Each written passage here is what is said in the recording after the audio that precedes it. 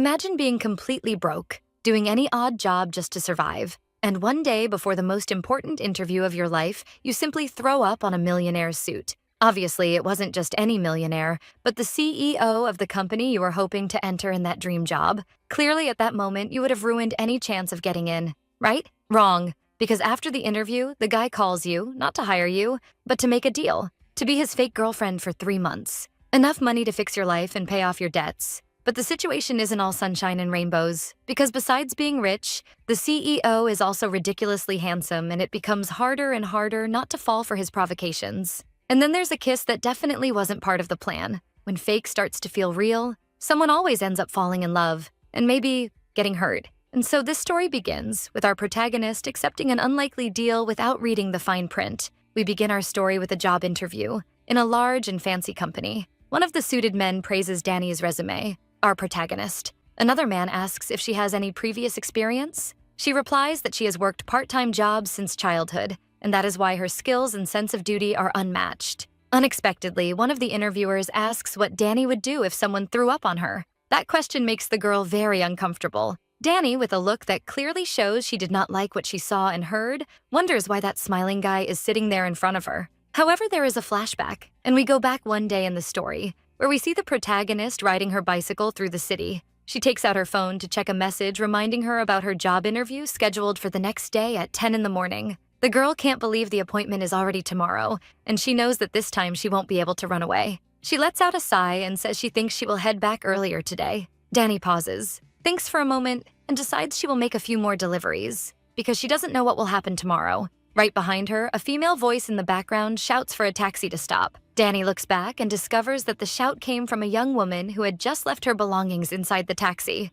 Determined, the cyclist says, she will go after the car. Go for it, girl. She asks the lady to wait for her right there. Danny would have to be Lightning McQueen himself to catch a car with just her bicycle. The protagonist follows the vehicle while the driver drives along humming, completely unaware of anything. Danny shouts desperately for the driver to return the lady's belongings. Nearby, Junkung is talking on the phone with Jamie, who asks him if his mother isn't really a sweetheart. He replies that she is, and says it is somewhat embarrassing to be pushed into a position he has been fighting for years. His friend on the phone comments that it is indeed a difficult situation. Jun asks if Jamie couldn't do something to stop his mother, but his friend answers that he would get scolded for taking responsibility, and admits that she has already talked to him other times. His friend reveals that he warned his mother there is a marriage proposal demand involving his brother. The young man retorts that it doesn't matter which of them will be the first to do it. While he says he truly doesn't care about that, something catches his attention. His car stops in the middle of the bike lane, where a crazy cyclist is coming from. His friend asks Jun if something happened. The elegant man simply adjusts his seatbelt and apologizes. Oh no. Our protagonist appears at high speed, desperate beside Jun's car. Before an accident could happen, he gets out of the car and asks the girl what she thinks she is doing. He scolds her, saying she knew it was dangerous to ride like that. Still shaken from the near accident, Danny apologizes and explains that she was chasing a taxi to recover a little old lady's forgotten belongings. However, the protagonist starts to lose her balance on the bicycle. But before she falls, the man quickly reaches out his hand, and he gently holds her, preventing anything worse from happening. Danny thanks him for the help with a beautiful smile. However, she is soon asked whether her eyes and brain were just for decoration. Looking at her, the young man asks if it isn't crazy to think she could catch a taxi using a simple bicycle. Still irritated with the situation, he questions what the hell Danny had in her head to do that, leaving her with a comical expression. The protagonist replies that she knows she did something stupid, but nausea takes over her and she urgently needs to cover her mouth. Oh my god, what a time for that to happen. Irritated, the young man hopes she will never do something risky like that again in the future, and ends up receiving a splash of vomit on his suit. Neither of them knows what to do except stand there facing each other in front of that unusual scene. Danny was truly devastated because of the nausea. A few compromising seconds pass. In disbelief, the young man receives an apology and some bills to use at the dry cleaners, which is all Danny can offer. He simply stares at the 12,000 ones while she apologizes again and leaves him there with a suit stained with vomit. Knowing what happened, we now return to where we left off, where Danny is indignant to see the same man she met yesterday sitting at the interview table. She never imagined she would see him again. Then the young man breaks the silence and asks if Danny isn't going to answer the questions, and she confirms that she will. Clever as she is, the protagonist replies that she would be sure the person did not vomit on purpose, would accept the apology and move on. However, full of irony, the executive laughs and asks if just an apology would be enough. He takes advantage of the situation to comment that Danny is not only responsible, but also very generous. He smiles and says that this is great while looking at her resume. Outside, in a courtyard with some blue chairs scattered around. After these events, Danny complains to herself whether at the very least the company couldn't give her an interview fee, since they are one of the top 10 corporations. Our hardworking girl laments that the cost of living was already damn high, and to make things worse, the interview was ruined. So what would it cost her to make one more delivery at night? However, in the middle of her whining, the phone starts ringing. Danny answers immediately. To our protagonist's dismay, the voice is that of the vomited-on guy. He asks if he is really speaking to her, to which the girl replies yes. Unexpectedly, the suited man asks Danny where she is. The girl replies that she is in a convenience store on the first floor. Unexpectedly, he asks her not to leave there, leaving her confused and not knowing what the hell is going on with this guy. Time passes, and soon the two meet. Danny asks him what is going on. John asks if she has already forgotten about yesterday. He had to buy a new suit after she vomited on him, and he wants to ask her for reimbursement. But to the poor girl's surprise, the price of the suit is more than 4 million wons. She asks him what kind of clothes could cost all that. John explains that he also had to spend 400,000 more to remove the horrible smell of vomit from the car. At that moment, Danny falls into an indescribable emptiness. Our protagonist does not know how to deal with that absurd situation. Before she can suggest a deal, she is interrupted by the executive, who asks if she did not hear him introducing himself at the interview earlier. Offering a card to the protagonist, he jokes that she does not have a very good memory. So Danny takes the card and discovers that the young man's name is Jun Kang and that he is one of the managers of that company. The girl is impressed that Jun holds such a high position and has such an extensive record. Even more unexpectedly, he suggests that if Danny cannot pay for the suit, then she should become his girlfriend. What in the world? That leaves the protagonist in an absurd state of confusion. A few moments pass. After hearing those words, Danny asks if by any chance, could it be that Jun hit his head hard somewhere? She thinks that is a strange thing to say. Soon, Jun Kang lays it all out and reveals that he does not want a real relationship. He only wants an act that lasts 3 months. That's all, isn't it? And if Danny really agrees to become his girlfriend, they can forget what happened yesterday. With the contract in hand, he explains that he would even hire her as a general manager, and furthermore, he would pay her a separate contractual subsidy. Danny looks at him with a very surprised expression. Then she starts asking him, was this some kind of scam? Jun tells her that he has never been so misunderstood in his entire life. He asks how she could call him a scammer. Our protagonist replies that it is very hard to believe that Jun is an executive, because it makes no sense that he could place her inside the company so easily like that. And her mother always said that you cannot trust strangers. Trying to convince the girl, the manager asks if this proposal does not make her feel that she is incredibly talented, but that only makes Danny think that the suited man is truly a bigger scammer than she imagined. Jun Kang lets out a big sigh. Then, surrounded by an aura, he reveals that he managed to be promoted so quickly in the company because his grandfather is the current president of Cho Group Corporation.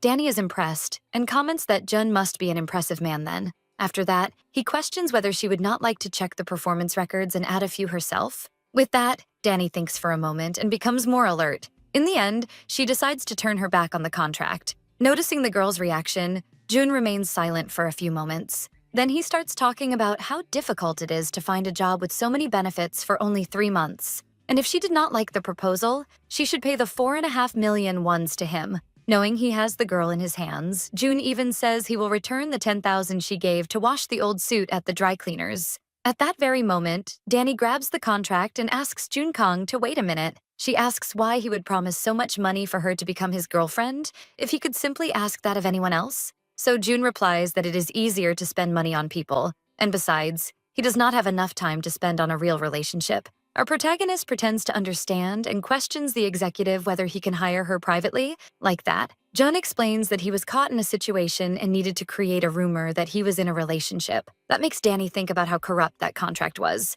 Our protagonist becomes more irritated and declares that Jun Kang cannot simply decide things on his own. Calmly, he asks her to read the contract instead of staring at him as if she wanted to kill him. In the end, she discovers that it is a short-term contract, and Jun explains that it will be useful for her to have that on her resume, proving the time she worked at a large company. Thinking it over, Danny knows she does not have the money to pay the corporate expenses, so for her, it will be very good to have a stable job, even if it is only for 3 months. With that, she sighs while he watches her. Danny holds out her hand and asks Jun for the pen. That makes him extremely happy. Oh my God, he had such a beautiful smile. Finally, the contract is signed. Jun-kang says he expects Danny on Monday for the new job. It was a beautiful sunny Monday with few clouds. The day goes by, and while walking, the protagonist reflects that at least she managed to get into a renowned company. However, all of this makes her very nervous. She grips the strap of her bag very tightly, until someone calls her name. Two other girls wave at her, which makes Danny look at the pair in confusion. Our protagonist looks at the black-haired girl and feels like she has seen her before. The girl introduces herself, saying her name is Sujin and that she saw the protagonist at the job interview. Danny then introduces herself as well. After the introductions, a voice calls the two of them. With the same energy, Sue calls her friend to follow her. Knowing that this woman managed to pass the interview, Danny feels a certain envy of her. Then we are introduced to team leader Yuri Min. Because of the boss's presence, Sue ends up stumbling over her words and introduces Danny to Yuri in a very awkward way. Embarrassed by the situation, Yuri simply says it is a pleasure to meet her. Strangely, the boss stares at the protagonist, who only watches in confusion. Soon, the team leader reveals that she would like to begin training with the new hire, but the internal situation of the company will not allow that right now, so she points to where Danny should go. She shows her a desk, saying she can use that corner and that if she has any questions, she can just ask Mr. O at the desk next to it. Then Mr. O himself appears, giving a thumbs up, confirming the instructions given by Yuri. Turning to leave, Yuri tells Danny that she should start by greeting the general manager. But before going, she explains that Team 1, of which they are part, is responsible for the new corporate goals approved by the company's own director. Then Yuri knocks on the manager's office door, informing him that the new employee has arrived. Humbly, Danny bows to introduce herself. The young woman is still very nervous. You can even hear her heart beating loudly. Suddenly, a familiar voice catches her attention. Pretending to be innocent, June appears out of nowhere and asks if Danny is starting work today. He wishes her well and introduces himself as Jun-kang, the general manager of the corporation. Danny is very surprised by that situation. What a huge injustice. Filled with anger, Danny cannot even question what June was doing. She is furious. She cannot believe his nerve. But the general manager is full of mischief and approaches her. Then June asks why the protagonist does not straighten up, because he comments that she herself said she did not care about that kind of situation. Danny quickly steps back, still irritated. What was the need for that, right? She exclaims to herself that she never said she was fine with this and that June is crazy. Then we go back a little into the past. And we are back to the day when the two of them made that agreement. Jun-kang walks closer to our protagonist. He explains that he wants to show it as much as possible, so Danny must touch him above the waist. And at that moment, the protagonist's conscience is already weighing on her. Then she opens her eyes. June explains again that physical contact between them is allowed, which makes the protagonist irritated and question how he can be so calm about it. He seems surprised by her reaction. The executive listens with a distressed expression as Danny says that contact must never be above the shoulders. The girl refuses any kind of proposal at that level. Besides that, and pointing at June, she questions why her own words are becoming less important. The man replies that this is because she herself accepted this contract, but she shoots back saying that she thought there was a clause against that in the contract. With that, June pauses for a few moments in silence. Then he takes the contract, which was kept inside his blazer. He points exactly to the part where Danny must obey his instructions, even if the protagonist is treated poorly during the process. Looking at the paper, Danny sees that it really was written in the contract. Tired, he says he will make a copy of the document for the protagonist to read later and no longer knows what else to say. After that, mischievously, he thinks about the two of them touching shoulders and that touch slowly moving further down. He was really shameless. That sentence leaves Danny furious. With the battle won, Jun asks his new girlfriend to save his number, warning her never to call twice and that she must always answer on the first time.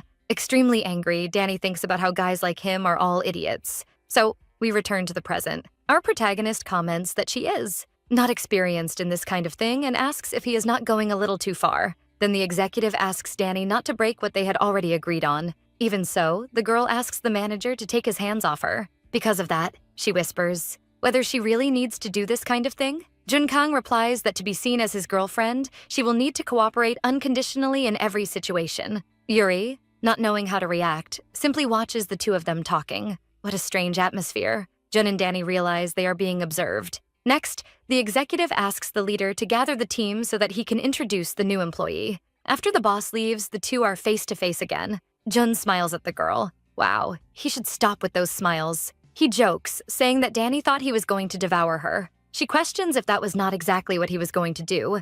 Anne sarcastically says she thinks she is already inside the manager's throat. Shocked to hear from Kang that that is more difficult than putting her hand on his shoulder and being asked if she has ever put one in her mouth, Danny asks if by any chance he grew up in a foreign country. He simply replies that he grew up in Korea. The protagonist says he does not know how to read between the lines and does not have a drop of moderation in the things he does. However, he just smiles. Then, Jun says that moderation is one of the words he likes the least. He claps his hands to the employees. Finally, a professional gesture. After introducing Danny to her teammates, the general manager gives a speech saying that the company has only come this far because of them, but the new brand still has a long way to go. He explains that they are making up for lost ground and need to move forward, since the team was assembled in a hurry and they still have a lot to improve. He announces the new team member and sets a 3-month deadline for them to focus on the work and finish what needs to be done, leaving the protagonist surprised. Danny anxiously thinks that she should have listened to her mother, but now it was too late. Smiling, he finishes by asking,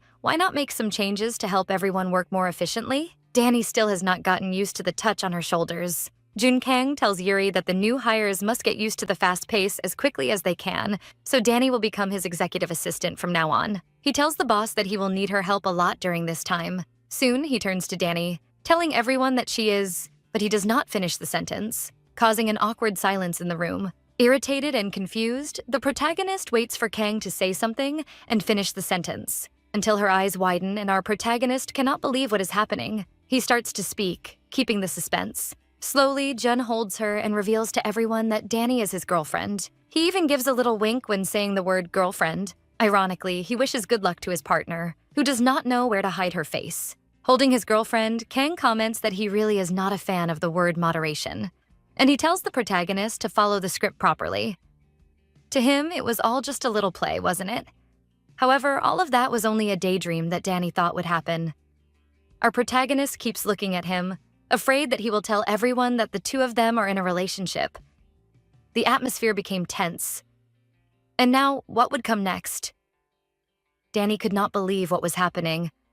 For our protagonist's luck, June simply asks her to go into the office with him.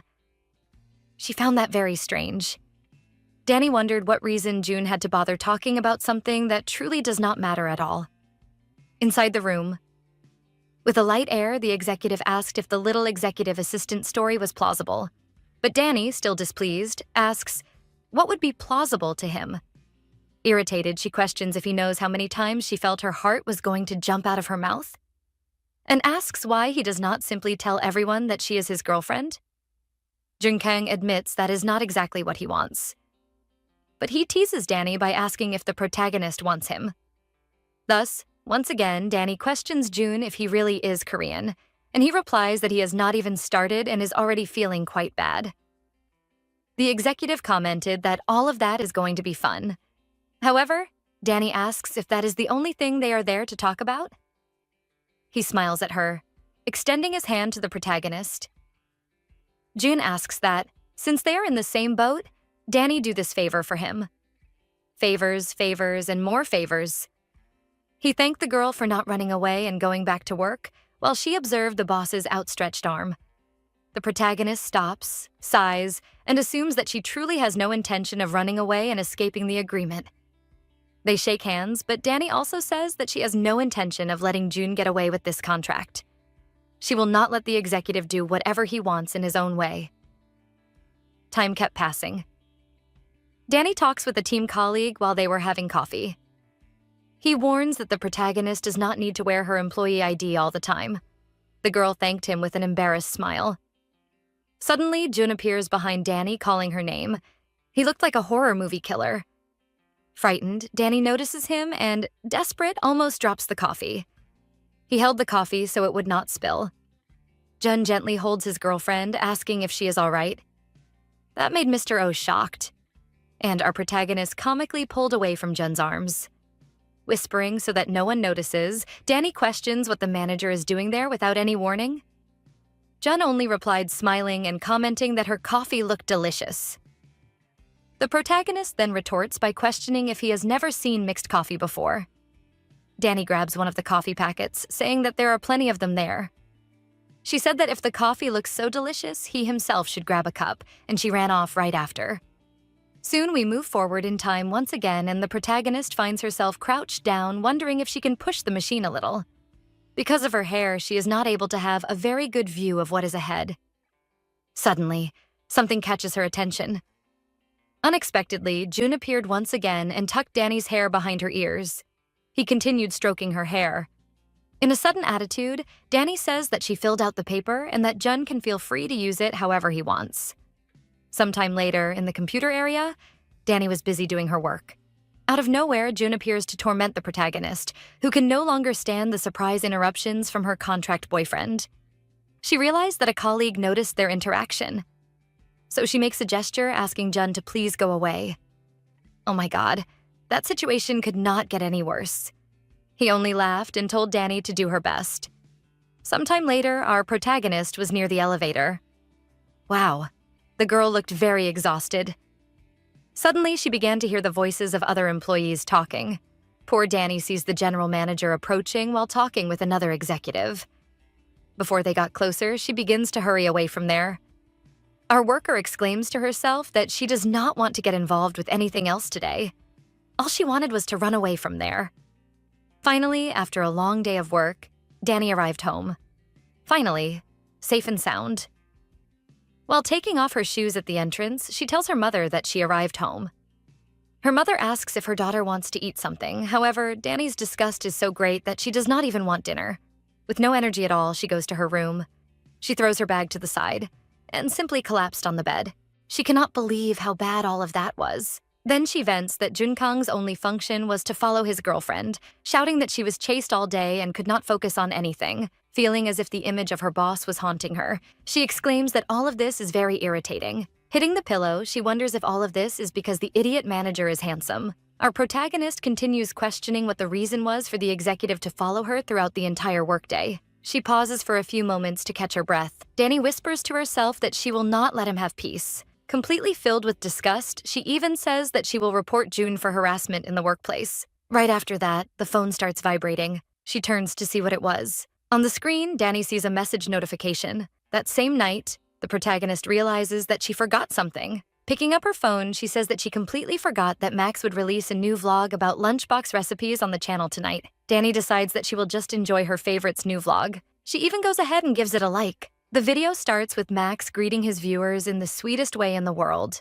That boy was very cute, don't you think? He says that the weather has been very nice these days, and with a love-struck look, Danny thinks that Max looks very cute wearing an apron. While an image of a lunchbox full of cute little things appears, Max says that he really wants to go on a picnic, and that he is going to start preparing the lunchbox. With that, Danny's imagination runs wild, thinking about the two of them having a happy picnic. However, reality hits, and discouraged, the protagonist comments that this was not the time for that. The girl remembers that she needs to find the materials that Manager Cho asked for by tomorrow morning. Our protagonist questions whether she really should do that. She decides that she will not. But should she really not? The scene cuts and we see the couple talking about the various part-time jobs that Danny had managed to get, including the wedding assistant job. Danny asks if there is any problem with that, and the executive replies that there is not. But on the contrary, it will be very useful. Danny asks how it could be useful. Jun says that he wants the protagonist to use the experience she has gained and focus on the job. Danny questions him, and Jun quickly replies that she must be a simple employee who is the general manager's girlfriend. That is her job. He confesses that he did not hire a new recruit for the planning team, so Danny should not get her hopes up. He does not expect her to be good at that kind of service, and she does not even need to be. But Danny soon remembers the rumors that he teaches everything at lightning speed and the others will get suspicious. However, Jun says that is not a problem, because he only chose her as his assistant as an excuse. Adjusting himself, Junkang says that since Danny decided to return to work, that meant she was determined to fulfill the contract and there was no turning back. In addition, the executive says that she cannot break a contract just by using mere words. Ironically, he also warns that the penalty fee for breaking a contract is not cheap at all, and Danny should keep that very fresh in her mind. With that, we return to the present where our protagonist continues reflecting and watching the lunchbox video. While holding her phone, she thinks that in a way, Jun is right. According to her contract, her only duty is really to be the general manager's girlfriend. She reflects that the job is just to pretend to be his girlfriend or getting straight to the point, but she does not finish the sentence and does not want to think about it anymore. After that philosophical moment, Danny becomes indignant. It was truly a terrible situation. She finally admits that she cannot simply do only that. Then she remembers that there is nothing to worry about with a contract of only 3 months, so she will torment him to hell. Our protagonist is determined to earn the money, learn how to work properly, and use the experience she gains in her future career later on. With her hand clenched into a fist with holy fury, she repeats what Jun said, that she would only be a decorative assistant. Then, she shouts that he can do all of this however he wants. But she herself knows that it would be much better if she had some kind of resume showing what an executive assistant actually does. At that very moment on the phone, Max shouts that he is there to cheer for her and that she can do it. That's right, Kitty. Our protagonist takes those words as if they were meant for her herself. She turns her eyes back to the phone, repeating that she really can achieve what she wants. After that, we return to our dear protagonist's workplace. She enters the office greeting her coworkers. However, something frightens her. She hears one of the employees calling someone crazy. Watching the scene, she sees a man yelling at a young woman, asking if she understood what he meant or not. He shouts that he asked the employee to find last year's record. Not that one. Besides that, he asks what the hell is wrong with her? Danny looks at that scene completely in disbelief. Behind her, the girl hears someone asking what is going on. Mr. O explains to a coworker that Manager Cho was but before finishing, he asks what was happening there. One of them answers that the man is training a new employee. Danny is very shocked. What kind of training is that? In disbelief, Danny questions what kind of man that was. Violently, the executive comments that this happens every time. Whenever he sees a new employee like her, he cannot help himself. Smiling maliciously, he warns that he has been keeping an eye on her recently. He continues mocking her, saying that the girl cannot even hold a stapler properly. And finally, he mocks her by saying that she goes to work and decorates her desk with colorful papers. Danny is very disturbed by that violent behavior. She places her bag on a desk. Unable to contain herself, Danny becomes furious and shouts, calling out to the boss. Our protagonist places herself in front of the new employee. With a defiant look, she questions the executive whether he does not think he went a little too far. That interference makes him even more irritated. There in the office, Danny looks very brave, placing herself between the abusive boss and the employee who is very frightened. "You go, girl!" With a furious expression, she asks again if he does not think he went too far. Who was he to say those terrible things? But the man does not answer, becoming even redder with anger. Pointing at Danny, the boss asks how she dares to interrupt him, and that the girl has no right at all to do that. Danny tells him that she is not the type of person who would pretend not to see something like that. She continues speaking and declares that that behavior is unacceptable. The man becomes even more bothered by the young woman's boldness. Who was she to talk to him like that? Danny will be your worst nightmare, bad guy. He asks what she is doing, threatening him. She says she would ask him the same. The boss demands that she apologize to him. No chance, man. Then, the man realizes that some people in the office have already noticed what was happening and are whispering behind his back. That bastard is almost growling with anger. Furious, he says that those chattering little women are too much. He continues making several sexist comments toward Danny and the employee behind her. Purple with rage, he says that women nowadays do not even make coffee for their bosses. Things like that were far too obvious. Catching him off guard, suddenly someone behind him asks what story that was about making coffee for the boss. Behind the boss, Jun Kang appears, the respected general manager of the company. The girls watch everything in silence. Jun has a furious expression. Wow, I would not want to be in his way. Danny and the other woman watch as the boss is questioned about why the employees would have to do things beyond their obligations to the company. He bows respectfully to the manager, trying to explain that he was teaching the two of them how to be respectful to their superiors, but Jun Kang is not believing any of that. Jun explains that he has never received any demand like that from his own supervisor. Is that why that boss did not respect him? The manager is truly very annoyed with that situation. On the other side of the conversation, Danny is even more furious because she hates injustices. The executive closes his eyes, letting out a long sigh. He orders the boss never to repeat those attitudes again and to resolve the problems. The man agrees and looks very frightened. Jun Kang walks away, which leaves the boss relieved. Right after that, he remembers something. Before the manager leaves, he demands that the man make him a cup of coffee full of respect. The boss says that he will make the coffee immediately. Danny is very distressed, and the boss very anxious. Trying to regain composure, the man asks the girls if they heard what the general manager said. Now they should return to their duties. But Danny is not satisfied with the outcome and tells the boss to apologize. Immediately, he apologizes to the employee, asking her to forget what happened and improve in the future. Right after that, he runs off. Danny shouts at him, asking what kind of apology that was. The girl holds Danny back before she goes to hit the boss. With a smile, she tells her colleague that she is fine. What a relief. While some employees watch her, the girl says that it is a bit overwhelming to be recognized for more than that. Danny tries to understand her reaction. Sometime later, our protagonist was already sitting at her desk, reflecting on what had happened earlier. She stared at the keyboard. Danny was worried that because of her, Sujin's life would become more difficult. She kept thinking about whether she had confronted the boss without a real reason. However, the reason was indeed real. He had been rude and violent toward someone more vulnerable, taking advantage of the company's hierarchy. Danny remained silent for a few moments. Even so, she was not regretful for having confronted that bastard. The afternoon goes by without any more troubles. And finally, it gets dark. At last, the end of the day. Some employees finish their shift, and they calmly walk toward the company's exit. But before Danny could leave, someone calls out to her. But who could it be? She turns around, a little surprised to recognize that voice. And she is perplexed to see Ms. Sujin looking for her. The girl in the white dress approaches, saying that she was looking for Danny. Our protagonist did not understand the reason for that. Sujin would like to formally thank her for the help. Danny was still a little confused. A bit awkwardly, she says that it was fine. Our protagonist was a true heroine of justice. Sujin apologizes if she embarrassed her in any way and thanks Danny again for her courage, which prevented the situation from getting worse. Our protagonist tries to say that if she had done nothing, she was sure other people would have helped her. She was saying that according to her contract, an incident of that magnitude, but she falls silent before finishing the sentence. Sujin waits expectantly to hear the rest, without imagining what Danny was about to say. Danny quickly changes the subject, saying that the first time is difficult, but the second time everything becomes easier. Sujin is left speechless watching the drastic change in attitude. The brave girl says that the next time something like that happens, she will be there to help her. Danny asks Sujin to feel free to talk to her whenever necessary. She is a really nice girl and we like her, don't we? Her coworker gives a big smile and tells her that since then, her boss has not said another word to her, and that has made her routine much easier. Then, the young woman in the white dress offers to pay for dinner for Danny, as a way of repaying what the girl did for her.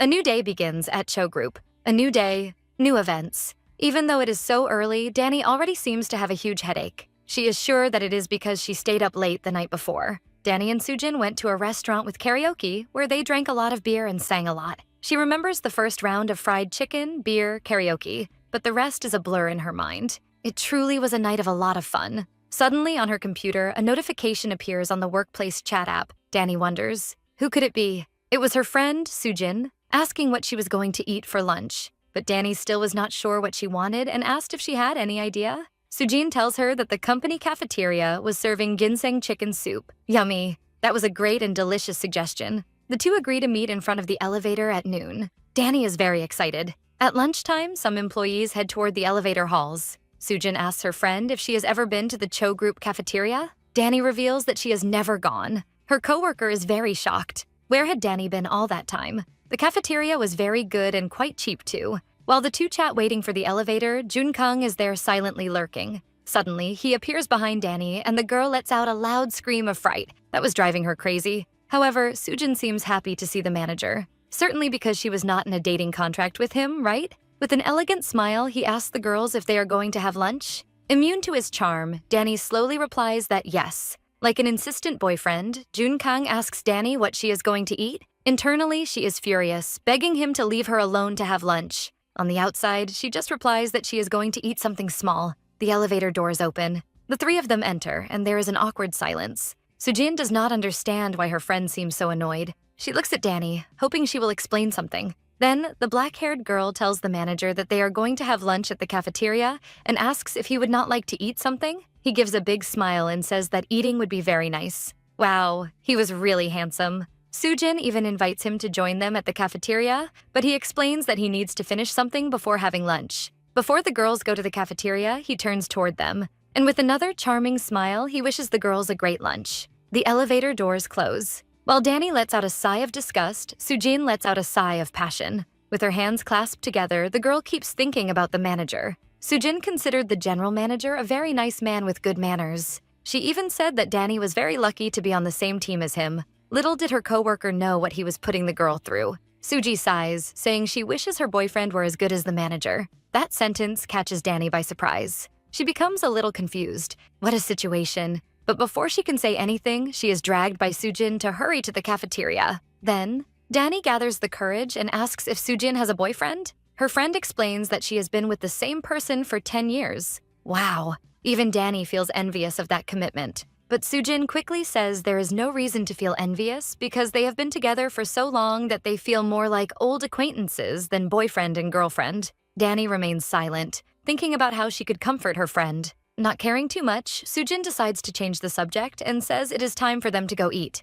Danny brings her badge close to the scanner. However, the machine does not read it. Our protagonist did not need another annoying situation. Danny asks her friend what could have happened. Sujin asks if the machine is not working. Behind them, a line of hungry employees watches them in a threatening way. Our protagonist becomes very distressed upon realizing what is happening. She calls her friend and explains that it is better for her to go eat outside. But before she can leave, someone asks if Danny needs help with something. Beside her, a handsome blonde man with captivating brown eyes appears. Wow, he looked like he came out of a dream. The charming young man gives her a beautiful smile. He points to Danny's badge and asks if the machine is not recognizing it. The girl explains that happens sometimes. He takes her badge and asks her to follow him for a moment. The two girls hesitate a little. You could even play suspense music right now. Danny decides to go with him, and Sujin says she will wait there. Meanwhile, other employees use the machines. At the reception, the blonde man leads Danny to an attendant who is working on a computer. While he talks to the young woman, our protagonist waits in silence.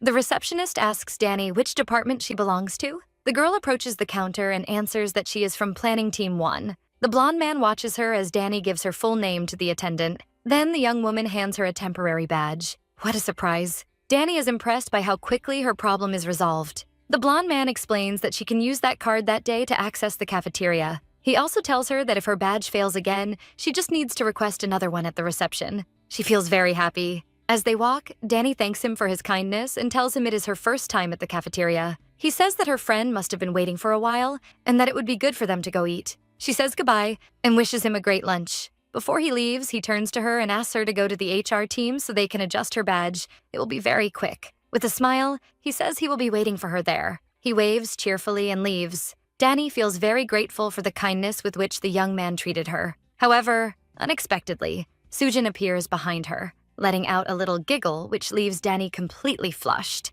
Sometime later, Danny peeks through the window of the HR office. Suji appears beside her, asking if the guy had not mentioned someone specific for them to look for there. Danny replies that he only asked her to go there. They try to look through the glass, but it seems like there is no one in the office. Suddenly, the blonde guy appears behind them, asking why they are not coming in. The girls are startled, and then everyone bursts into laughter. On the desk, there is a soda. Yummy. It looks very refreshing. Danny thanks him again for the help earlier that day. A little hesitant, he clarifies that he was just doing his job. The man says that he feels a bit embarrassed by her thanking him so many times. She had even brought him a soda. Danny becomes worried and asks him if there is any problem with him receiving that kind of gift. He replies that there is not. He says that he will enjoy it very much. Then, the blonde man declares that next time, the coffee will be on him. Sujin watches the two of them talking. She thinks it is very cute. The two of them would even make a very cute couple, wouldn't they? Letting out a few giggles, the black-haired woman tells Danny that she will wait for her at the exit. The blonde guy asks if she is from Planning Team 1. Then, he asks to see her badge again. In order to configure a new badge, Danny needs to fill out a form, so he hands her a tablet to sign a few pages. She positioned the pen to write, but it seemed like something was wrong. Danny became confused. What was happening? Behind her, her friend Sujin was talking with another coworker. Our protagonist picked up the tablet and began to explain to him. For her, maybe the badge was not working because she was a temporary employee. Something changed in the blonde man's expression. He reassured her, saying that was not a problem. Holding her badge, he pointed to a small detail. The young man explained that her card was damaged because it had a slight bend, and that was interfering with the machine's reading. Once again, Danny thanked him, and he said she did not need to thank him so many times. She saw her own registration on his computer, and everything seemed correct. You could even see that it stated she was a full-time general employee. Sometime later, Sujin asked our protagonist what she thought of manager Michael Seo from HR. Danny answered with a smile that he was a very kind and polite man. Sujin asked if she thought he was only kind. What a curious girl she is. Danny replied that he was tall, very attractive, and when he smiled, he looked like a ray of sunshine. After that whole description, the black-haired girl asked her friend again what she thought of manager Seo. Danny did not know what else to say. Sujin told her that she noticed how his eyes sparkled when he said he would buy coffee for her next time. It was as if he wanted Danny to be his girl, but our protagonist, thankfully, was not taking her friend's words seriously. Truly, for her own good, Danny revealed to Sujin that she hated workplace romances. Suddenly, something caught her attention. In the distance, Jun Kang, her contract boyfriend, was staring intensely at her. He gestured that if she did not want to pay the contract penalty, she should choose her words carefully. And he kept making a gesture that he was watching everything. Oh no. It was a situation that left Danny very exhausted. She clasped her hands with some apprehension and began to explain something to Sujin. The girl noticed her friend's trembling hands. Finally, Danny declared that she already had a boyfriend. She did not need to say it was under contract. Sujin was a little surprised by that confession. Our protagonist tried to explain that they had barely started dating. On the other side of the room, Junkang looked at her in disapproval. Sujin apologized to her friend, saying she could have told her earlier because earlier that day she had almost made a mistake. She asked if Danny was okay. Yes, truly, our protagonist did not look well at all. Sujin looked back, while her friend still had a grim expression on her face. Behind them, General Manager Junkang appeared. He did not look friendly at all either. Between the two of them, you could practically see the flames. What the executive wanted was for Danny to expose their relationship, but she was not willing. Sujin thought that atmosphere between them was super strange. She asked, after all, what was going on? Why were the two of them acting that way? The afternoon continues. Far from there, a large airplane crossed the sky. It landed at Korea's international airport. A very elegant woman with pink hair and a white dress walked through the airport corridor. She wore expensive sparkling earrings, designer shades, and a matching necklace. Wherever she passed, her look drew people's attention.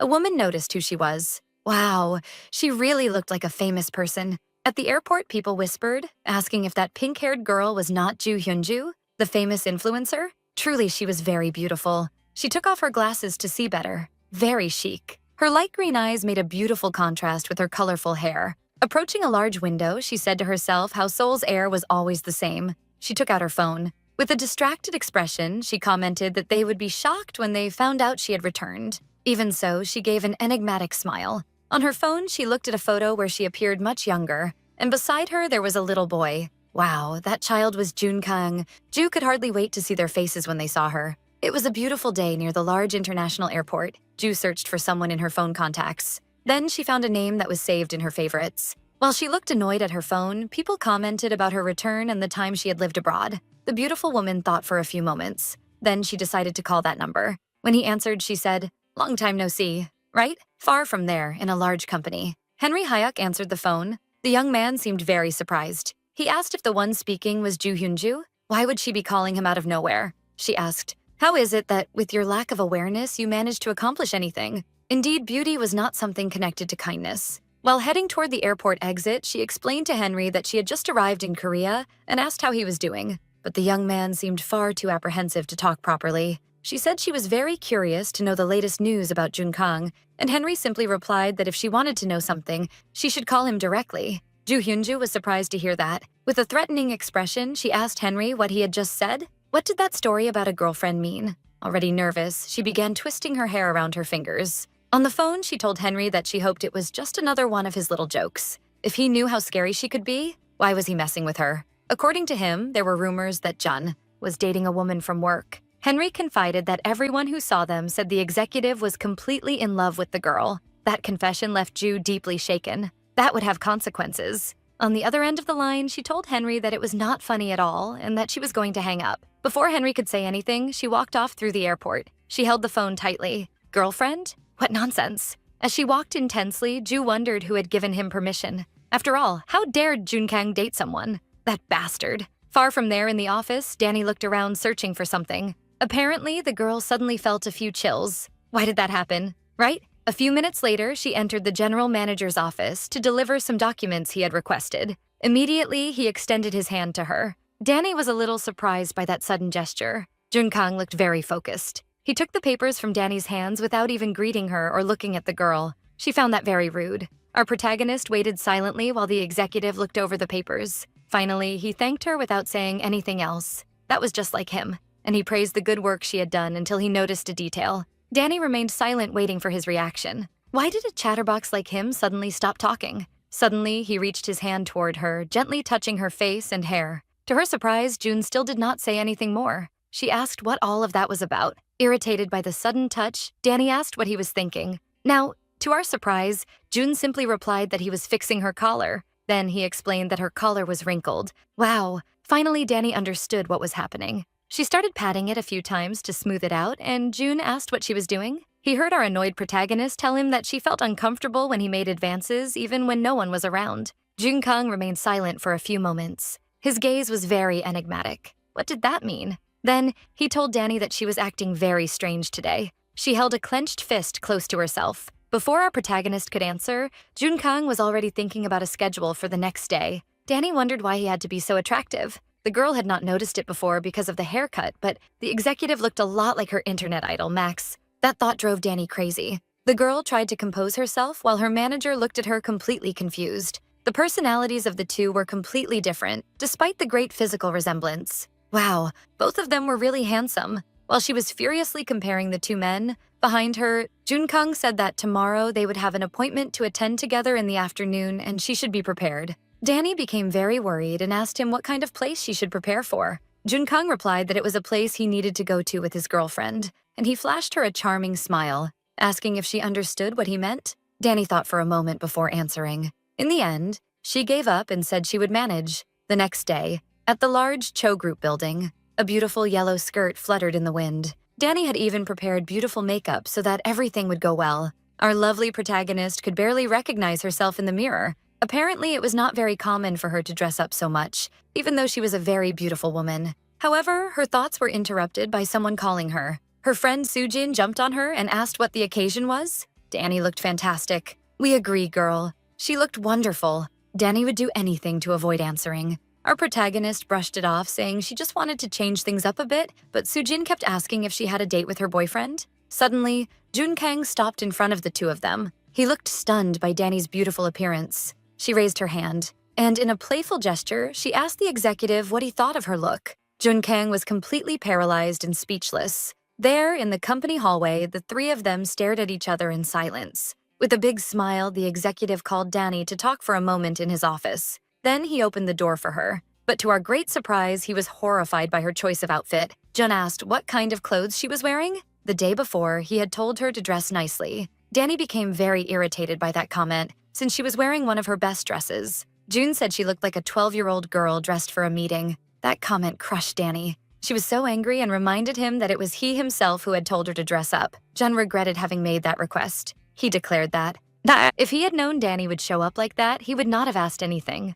While he picked up his phone, the girl tied her hair up, thinking she had no other choice. Our protagonist heard him call for manager Jang. Then, she heard him ask to cancel the delivery of the dress for that afternoon. What could he be talking about? Jun handed her a card and demanded that she get the address from Jang and head there immediately. Pushing the girl outside, he instructed her to ask them not to dress her in anything too flashy, since they were going to a publication launch party. Danny should be nice and accept whatever outfit they offered her. She walked hurriedly down the hallway. Before leaving, she turned to him to ask what kind of party that was. Sometime later, at a large shopping center, Danny looked at the store and asked what all of that was. In the display window, there were many sparkling jewels. They also had designer bags and a large golden chandelier. Several saleswomen brought elegant clothes to her, but Danny was still frozen, not knowing how to deal with that situation. One of them handed her an elegant red dress, saying that it had been reserved for her. Another woman approached with a white dress, saying that one would look better on her. Danny was overwhelmed by so many choices. She did not know how to simply choose.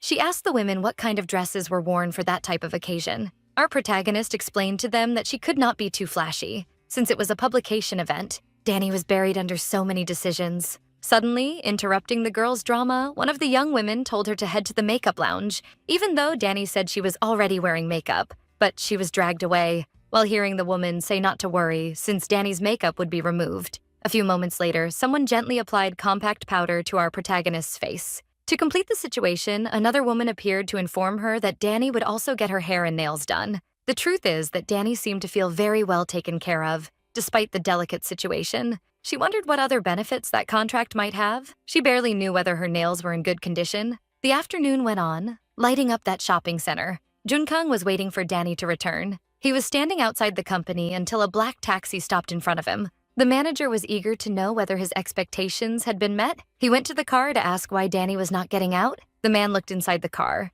and his expression seemed surprised. Junkang looked impressed by the work they had done. Wow, Danny looked very different in a beautiful blue dress that matched her eyes. She had also gotten a lovely pair of earrings and a necklace. Our protagonist complained that the waist was too tight and that she could not move much. Despite her comments, Junkang was very satisfied and happy. Danny revealed that it was her first time wearing high heels. She walked beside him, complaining about how people were able to walk in those things. Trying to convince him, she even made a sad little face. The executive looked at her, trying to decipher what she was trying to tell him. Danny asked why he was looking at her like that. Internally, the girl wondered how he could look even more handsome that day. He simply replied that they had not set any limits, and that she looked like a watermelon. Wow, what did he mean by that? Danny asked if he had any idea how much that makeover had cost. It was not even her money, and because of that, her hands had been trembling at checkout. He extended his arm for her to hold. Danny looked at him a little confused. Jun gestured for her to grab his arm. A little annoyed, our protagonist asked what that was about. He reminded her that Danny had said it was hard to walk in those shoes.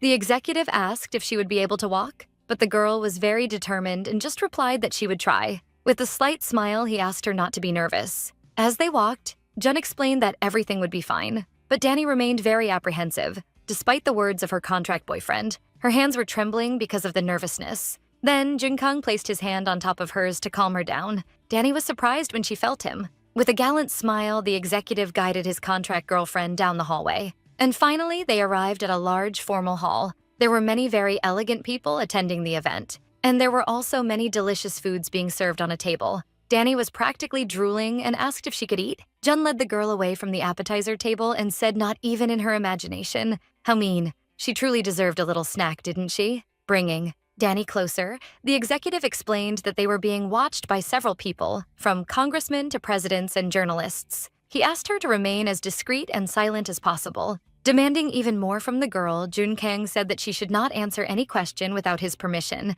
and if necessary, he would signal her. Quite annoyed, Danny confirmed that she understood she needed to stay quiet and still. Oh no, she tripped on her high heels. Danny began to fall. She closed her eyes, anticipating the pain. But before she could hit the ground, Junkang gently caught her in his arms, and the two exchanged glances. That sudden closeness clearly left Danny uncomfortable. She steadied herself again in her elegant new shoes. Irritated, Jun reminded her that she should stay still. Our protagonist said she had not done it on purpose. The executive, very sly, reminded her of a detail that had gone unnoticed. Now his hand had slid down to her waist. Danny replied that it was not the time for him to make jokes. She flailed her arms to push that big bad wolf away. Suddenly, someone called Junkang. Another executive, wearing a handsome formal suit, thanked Kang for attending the event. The man asked, "How is the health of the chairman of Cho Group?" With a polite smile, Jun replied that he was doing well. At that moment, Danny discovered that the man was a congressman. Oh my god. Then he asked who the young woman beside Jun was.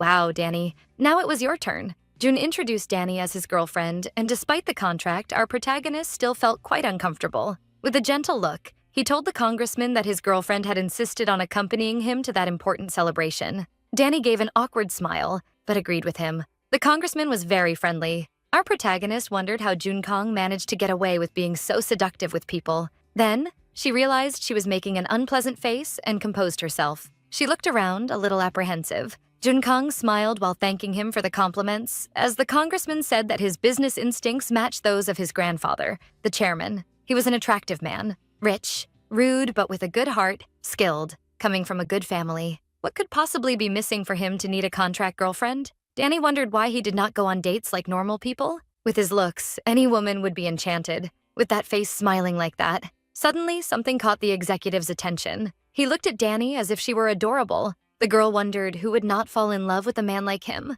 She was anxious, trying to understand. Besides, his future girlfriend would wear expensive clothes, have designer bags, and only wear the best things. Danny imagined that with so many benefits, there would be a huge line of candidates wanting to date Junkang. So why had he chosen her? Interrupting her thoughts, Jun asked the girl what she was thinking about. Danny was a little startled by the interruption, and the two stared at each other for a few moments. She felt like her heart would not survive that day. She asked him what was wrong. Looking at his watch, Jun said they could leave already. He asked if she would like to go back to the office, and Danny thought it was a good idea. However, they did not know that a certain person was lurking at that event. While Jun and Danny were talking, Ju Hyunju watched them from a distance. Suddenly, she called Jun's name. Our protagonist recognized the woman. Wow, it was hard not to recognize someone so beautiful. Danny looked at her with an admiring gaze as the pink-haired woman approached the two of them. Ju looked stunning in a beautiful white dress. Her earrings matched her striking green eyes. Danny recognized the woman as the influencer heiress and socialite who always posted very fashionable photos.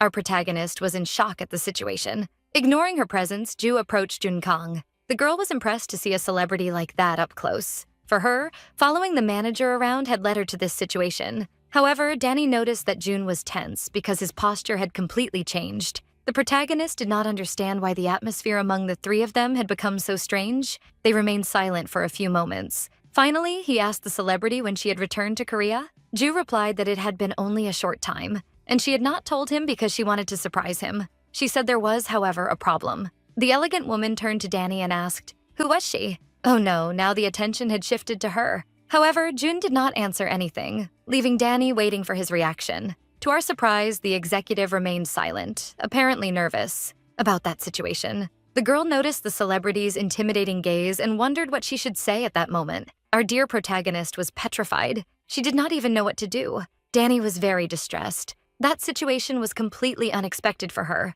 She remembered that Jun had explicitly ordered her not to answer anyone without his permission. The girl began to utter a few words, but the truth was that that party had turned into a horror movie. Jun remained silent because he could barely speak. To everyone's surprise, the executive gathered his courage and declared to the woman that Danny was his girlfriend. Ju Hyunju was quite bothered by that declaration, but before she could speak, one of the executives present interrupted her and greeted Jun Kang from the other side of the hall. With a smile on his face, the man commented that the rumors were true. Jun Kang had finally gotten himself a girlfriend. Another surprise, right, Danny? Ju was furious at that intrusion. The man extended his hand to greet our protagonist, saying that he had heard a lot about her. He introduced himself as a great friend of Jun, and his name was Kim Jong. But the executive was already out of patience and began to push him away, saying that he needed to return to the office. Danny agreed to leave. Truly, that night was turning into a circus of horrors. Jun grabbed his contract girlfriend by the arm and the two walked toward the exit. Even so, Danny kept stumbling over her own shoes. Poor our protagonist.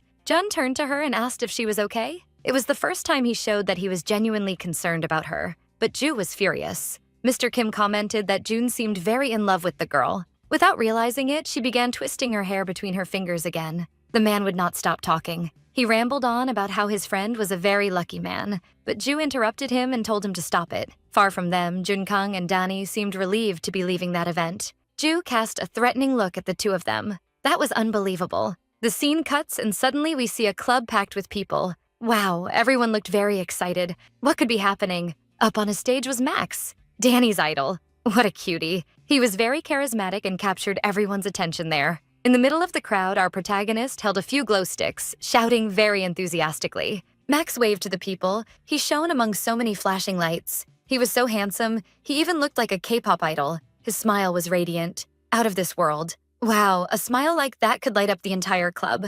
Then, he knelt down. Danny was very happy seeing him so close. Suddenly, Max and our protagonist were face to face. It felt like the whole world had stopped and only the two of them were there in the club. The young man extended his hand to her. Completely in love with the idol, Danny tried to reach him. For a few moments, their hands touched. Oh my God, I am loving this story. Our protagonist could hardly believe what was happening. She wondered whether that was a dream or reality. However, something caught her off guard. She heard Jun Kang saying the word girlfriend. Suddenly, Danny was teleported to that formal hall, and Jun was holding her hand, calling her by her name. The executive gave a charming smile and kept calling the girl, not letting go of her hand. Danny screamed from the fright, not understanding what distorted reality that was. Finally, she woke up. Phew, thank goodness it was just a weird dream. To the relief of the protagonist, and ours too, she was safe in her own bed. In her mind still echoed the image of Jun Kang calling her dear. Danny kicked her sheets away. That dreadful dream had left her with a terrible headache.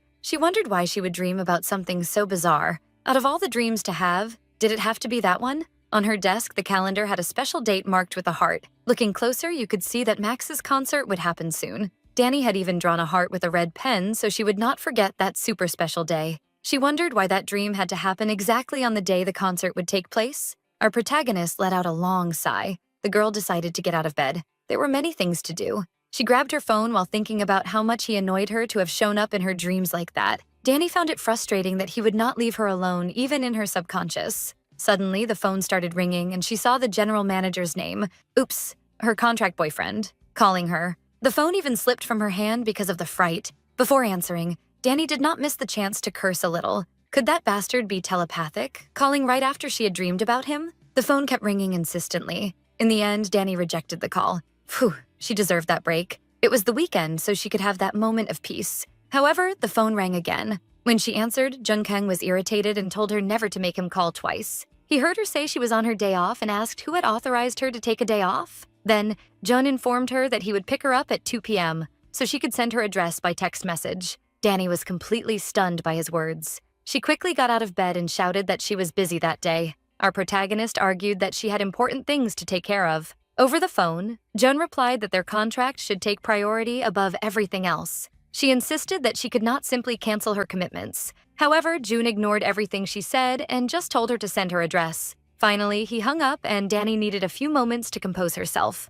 The girl held her phone tightly, even though her hands were trembling. How could that damn man do that to her? Jun-kang had gone too far with her. Right at 2 p.m., the executive parked his car in front of Danny's building. He pressed the button to roll down the window. The window went down quickly, revealing Danny's face. She looked awful. Jun looked at her with a mocking expression. How dared she show up in front of him in that mood? It was the beginning of the afternoon, and he told her to get into the car. The car sped quickly through the streets. Jun-kang did not look satisfied at all. Danny was very, very upset. Finally, the executive decided to ask what she was going to do that was so important later. Our protagonist did not feel like talking and gave him a threatening look. Well, he was trying to take an interest in the matter. Danny did not feel confident sharing important things about her life with him, even though he was her contract boyfriend. Jun-kang took a deep breath while driving his luxury car. Then, she revealed to him that she was going to a concert that night. He repeated, shouting, "A concert?" The executive commented that she had told him it was something very important. Danny, shouting back at him, said that it was Max's first concert in 2 years. It had been very difficult for her to get those tickets. We agree it was truly a unique event, and she deserved to go. All of June's interest in that conversation drained away. Then he revealed that they would stop by a store and then go have dinner with some of his married friends. So Danny should behave. Danny was mad at him and asked, "You dragged me out of the house just to go eat with some friends of yours?" All of that after she had told him she had important plans. He merely replied that in the end, her commitment was not important at all. Danny was very upset because he promised he would give her something so expensive that she would forget the price of the tickets. She tried to explain to him that the problem was not the money. Before she could say anything else, he told her to drop it. How could he be so insensitive? Jun asked her what the point of that tantrum was. After all, she had voluntarily signed the contract he offered. Danny felt very sad hearing him demand that she either pay for the damage to his suit or accept following her obligations. Our protagonist was so disappointed by his behavior that she remained silent for a few moments. She was truly hurt. Look, seeing her sad even made me sad too. The girl firmly held onto her seatbelt, knowing she had already lost that battle. In the chic store, there were many elegant clothes hanging on racks. Impatient, Jun-kang asked if there were more options. One of the saleswomen showed Danny some blazer outfits and was constantly interrupted by the executive asking for more and more options. Danny was quite bored, but she could not understand his dissatisfaction. Because of Jun-kang, she was also starting to get impatient. What was his intention in making her waste time there? Annoyed, she asked if he was playing dress-up with the doll. The saleswoman also became uneasy when she saw his serious look. Apparently, he was angry about something, but no one could figure out what. Danny could not stand trying on so many different outfits anymore. She said he had been in a bad mood since the moment he woke up. In the middle of that crossfire, Danny promised she would make Jun-kang taste his own medicine. The sun set, painting the sky with various shades of orange and purple. Inside the restaurant, a lovely couple was talking. It was nice to see people in harmony every now and then.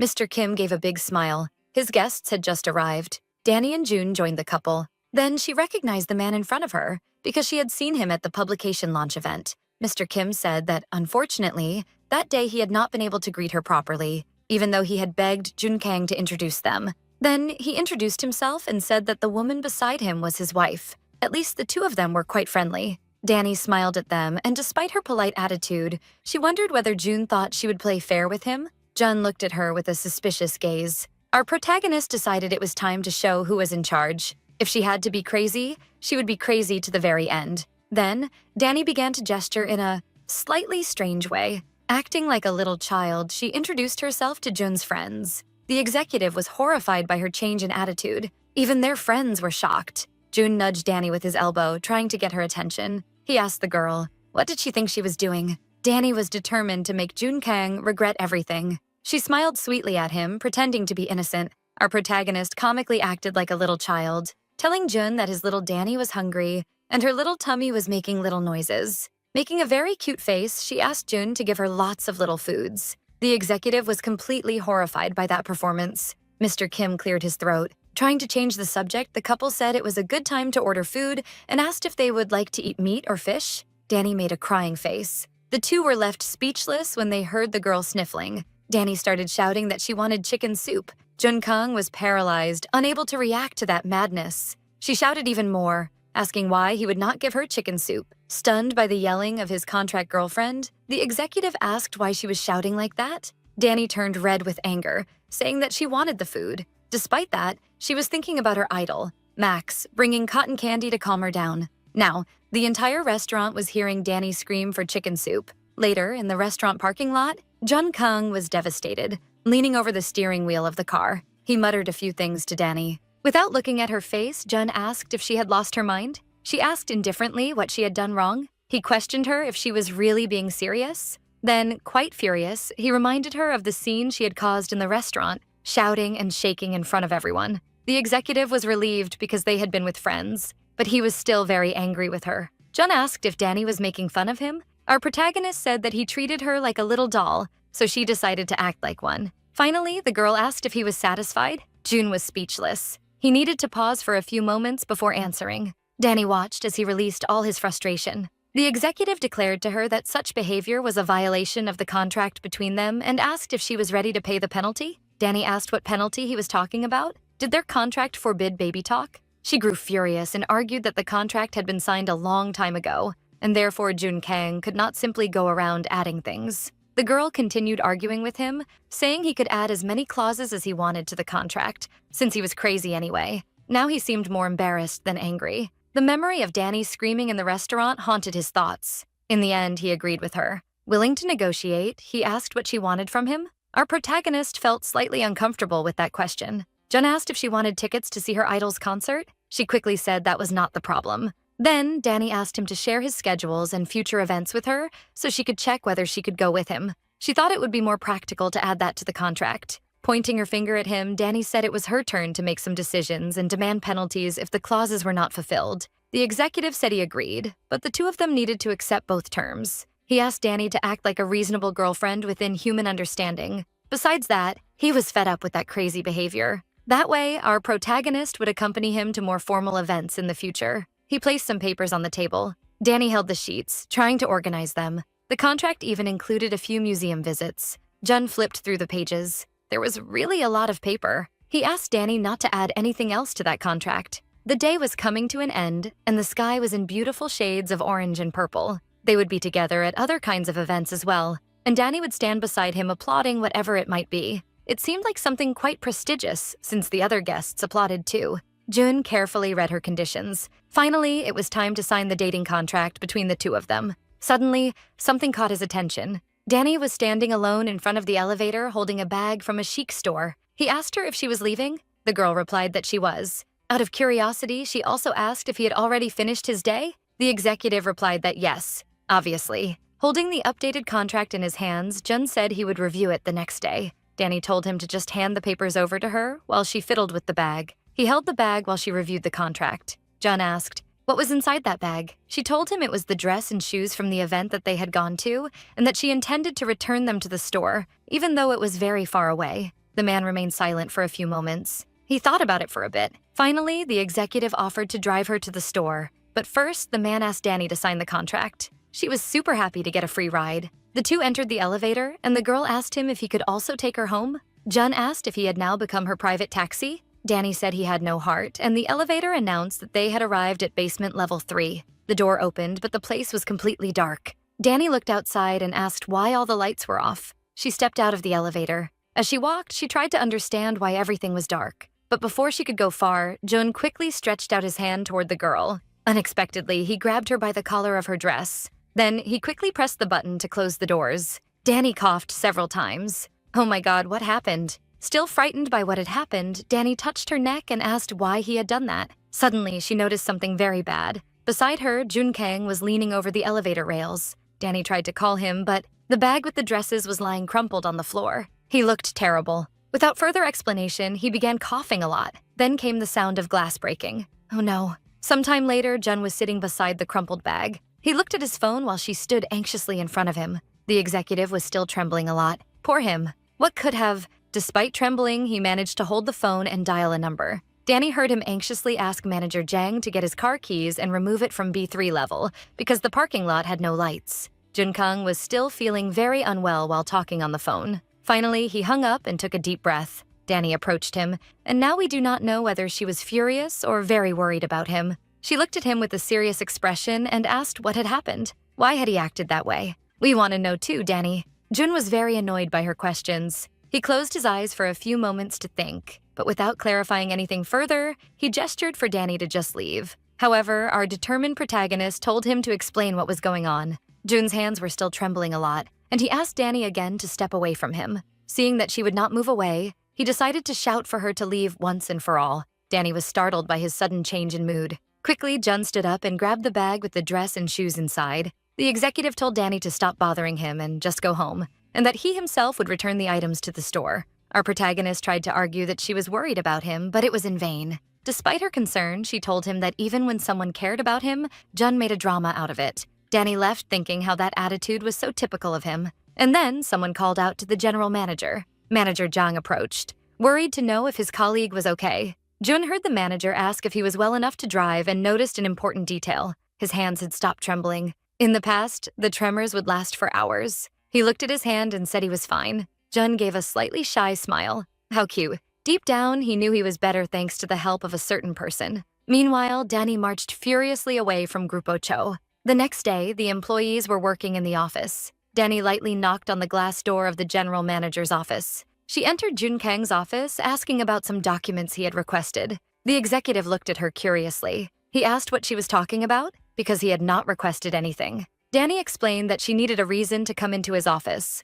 She sat down to talk to him. Danny wanted to talk about the previous night and asked if he had arrived home safely. Jun quickly became irritated by her questions and told the girl to leave. Besides that, he looked very different. His hair was messy, his usual suit was wrinkled, and he was not wearing a tie. He gestured for her to go back to work, and she reminded him that he had promised she did not need to work seriously. Danny slammed her hand on the desk. Our protagonist also became quite irritated and told him to stop changing the subject. After all, what had happened last night? He said she was too curious and should mind her own business. Jun took a deep breath. He looked very tired. Danny listened in disbelief as her contract boyfriend told her that he would have to leave 2 hours earlier that day, so she should return to her tasks. She stood up furiously at him. Now he was truly startled. Our protagonist reminded him that they had agreed to share their schedules in advance. She declared how unacceptable all of that was. With the victorious pose, she said that Junkang was violating their contract. Now yes, Danny felt like a winner. The man was very surprised to hear her say that it was time for him to pay a penalty. He let out a loud laugh. Junkang asked what she was talking about. Danny asked what he thought. She was imitating him when he had a nervous breakdown. Jun said that imitation was not accurate at all. Danny wanted him to admit she was right at least once. With an assertive look, she repeated that his behavior was a clear violation of the contract and that he would not simply get away with it. She added that Jun should forget about the penalty because she would give him a different punishment. The man asked what it would be. Our clever protagonist then asked him to tell her what had happened to him yesterday. Wow, it was time for him to reveal the secret. Danny was a little confused when she heard him say that he understood her situation. Jun said he had one condition. The girl asked since when punishments had conditions. He explained that what she was asking for was too much and not feasible. Danny accepted the condition, but internally she wondered what kind of big secret that was. The executive explained that the condition was that she accompany him to a family meeting and be super adorable with his relatives. Our protagonist assured him that everything would go well, since she had a lot of experience with older people from doing many part-time jobs with elderly clients. He was impressed. Truly, our Danny was a very clever girl and had everything it took to succeed. She took advantage of the situation to ask a question. Danny asked if the president gave her an allowance. Could she keep the money? Leaning back in his chair, Junkang said she could do whatever she wanted. The man held her as if Danny were a little puppy and told her to leave his office, but she refused. Danny warned that eventually he would have to explain to her what had happened that night, but Jun replied that he had never said he would tell her immediately. The afternoon went on. Danny walked wearing beautiful beige heels. In front of her stood a large mansion, with a high wall and a glass balcony. Our protagonist was impressed by the size of Junkang's parents' house. He asked if Danny had any problem, but she replied that everything was fine. The girl admitted that perhaps she had overestimated the size of that task. After all, most of her experience came from the K-dramas she watched. Now that was a big secret she could not reveal. She imagined his father-in-law offering her money so they would break up their contract relationship. Jun placed his hands on her shoulders, asking Danny to relax because his parents were very nice people. Our protagonist asked why he had scared her so much. Jun explained that she had a very innocent little face. Danny became furious because of that. He gently touched the protagonist's blonde hair. The girl was still a little apprehensive about the situation. Junkang gave a big smile and said that Danny, as his girlfriend, should not worry. That sudden kindness caught our protagonist by surprise, because it was very different from the spoiled executive she dealt with daily. He held her hand like a true gentleman, saying she would make a good impression. Gently touching her hand, Jun invited her into his house. The late afternoon made the scenery even more beautiful, blending shades of orange with purple and pink. The family gathering had finally begun in the elegant mansion. On the table, there were several dishes that looked very delicious. Danny was impressed, but she was not sure where to start. She stared intensely at the food. Wow, they really looked very appetizing. Besides that, his parents were much nicer than she had imagined they would be. Our protagonist felt her conscience deeply shaken for deceiving them with the contract relationship. Junkang's mother asked her if the food was good. Danny replied that everything was delicious. Then, someone gestured with the jotgarak. Junkang's father revealed that his son had not told them what Danny liked to eat. Our protagonist's kind father-in-law told her that if they had known, they would have prepared her favorite dishes. Danny did not want them to go through trouble for her. The girl said that everything there was delicious and asked them if she could have another bowl. Jun watched her while she eagerly ate the ribs. Yummy. They really did look very good. The executive remembered how she had protested on the way to his house, claiming that he had not told her it would be a family dinner and that she might get indigestion. His mother picked up a cup of tea. She looked like a very refined lady. After dinner, they went up to the rooftop, and Danny's mother-in-law revealed that he had never brought any girlfriend for them to meet, which was why they were so surprised. That conversation was making Jun a little embarrassed. Danny asked his mother whether, with Jun's attractive appearance inherited from his father, he had never had other girlfriends before. Then, our protagonist assumed that he must be very shy. Jun gave an awkward laugh. The girl said that the osmanthus in the garden was very beautiful. Jun took her to see the tree up close. It was truly impressive. It looked like a very old and healthy plant. Danny seemed very happy and imagined that when it bloomed, the tree would be even more beautiful. She gently asked them to invite her again in the spring. Junkang's grandfather, holding his cane, said it would be a pleasure. The elderly man told her that when the time came, it would be a pleasure to invite her again. Danny smiled sweetly and thanked him. His family asked how Jun treated her at work, and she replied that he was very respectful and always treated her very well. Danny truly was a fantastic actress. While having coffee, seeing her interact well with his family made him feel much more at ease. But to everyone's surprise, the grandfather asked if they already had wedding plans. Wow, this time Jun almost spat out all his coffee. Danny was petrified while her boyfriend coughed intensely. His mother agreed with the grandfather, saying that soon Jun would be the next president, so he should settle down with a good woman and plan to have children. After all, if the two liked each other, what was the problem? The grandfather, the chairman of Grupo Cho, told them to hurry with the preparations, since money would not be a problem. Danny became even more worried when she heard the elderly man say that postponing a wedding would not benefit either of them. Then he said they should skip unnecessary ceremonies. Was the old man suggesting they even skip the engagement stage? Jun and Danny were feeling cornered, and the atmosphere seemed to grow heavier as his family said they wanted to see their future children. Then, the executive cleared his throat. Surprising Danny, Jun said the preparations would soon be arranged. He told his grandfather that they would do as he wished. The man glanced sideways, as if telling Danny to control her facial expression. Even though the situation had gotten out of control, she was handling herself well. Finally, she agreed with her boyfriend. His family could never know their secret. Danny thought for a few moments. She noticed that the only question they had asked her was about her name. Usually, when the subject was marriage, there were many questions. Was his family relieved that he was marrying a woman? But she realized that it was not just that. Apparently, if their son approved of the woman, they would automatically approve of her. While drinking her coffee, Danny thought that if they agreed with any potential bride, why did he need a contract? Suddenly, the protagonist noticed that her mother-in-law was looking at her. Besides being refined, Ms. Kang was a very sweet lady. There goes Danny's conscience being struck hard once again. The girl let out a soft sigh. Apparently, that situation would be her new life script, and therefore she should get used to it. The afternoon went on, the sky now taking on a beautiful reddish hue. On the street, Jun drove his elegant black car. Danny looked out the window with a distracted gaze. He asked how she knew about the osmanthus tree. She replied that it was obvious, but he did not think so, even though it was his grandfather's favorite tree. Jun explained that, as she had noticed, it was a very well cared-for plant. The executive told the girl that his grandmother loved that tree. The scent of the osmanthus flowers always reminded him of her, so that was why his grandfather still took such good care of it. Danny thought for a moment about his words. Was that why his grandfather insisted so much that his grandson get married soon? She decided to ask her boyfriend why he had accepted the marriage. Danny felt uncomfortable lying to the elderly. Danny asked what would happen when their contract ended. He suggested that if they broke up, she could tell people that he had cheated on her. Our protagonist felt very uncomfortable. She asked if there were any other excuses they could give. Then June said she could claim that he got too distracted and she chose to break up with him. Maybe then his grandfather would never want to see his own grandson again and would send him away to America forever. Danny asked if Jun would like to go away to the US. He smiled distractedly and did not answer her question. Our protagonist was bothered and asked why he stopped answering her in the middle of a sentence. Upon hearing that she asked too many unnecessary questions, she said that if he did not want to answer them, he should just tell her. But then Danny remembered something, which made her even forget about the subject.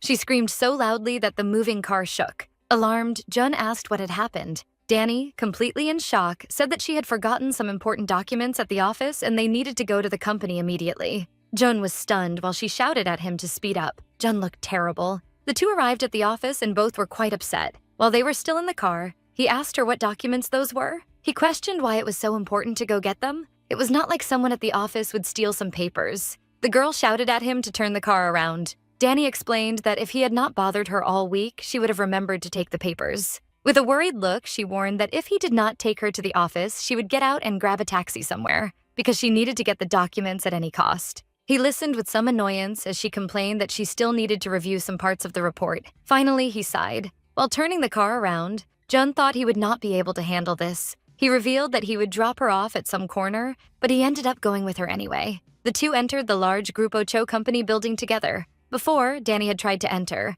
but the receptionist said that without her badge, she would not be allowed in. How would she remember that detail so late at night? However, she had to go back to the car to get Jun, since he was the chairman's grandson. Danny dragged the general manager along so the doorman would understand that she was a regular employee. The man stated that they would have 10 minutes. Finally, she explained to her boyfriend that they had no choice. The girl opened the office door. The clock showed it was 10:28 p.m., and everything was dark and silent. Soon, she turned on her phone flashlight. She noticed that it was quite dark in her workroom. While the girl searched, the executive behind her seemed a little frightened. Danny pointed the phone light around the room and heard a noise behind her. The girl turned around to scold her boyfriend, claiming that if they searched together, maybe... However, when she looked back, she found him feeling unwell, crouched in a corner. Danny was very frightened. She ran toward Jun. The girl quickly approached and called out to him as he knelt on the floor. Danny grabbed him by the shoulders, trying to calm him down. She asked him what was wrong. Oh no, it was happening again. The girl told him to snap out of it. He seemed very, very unwell. Far away in his memories, we see a little Jun Kang locked in a dark place. The small child cried and asked for help,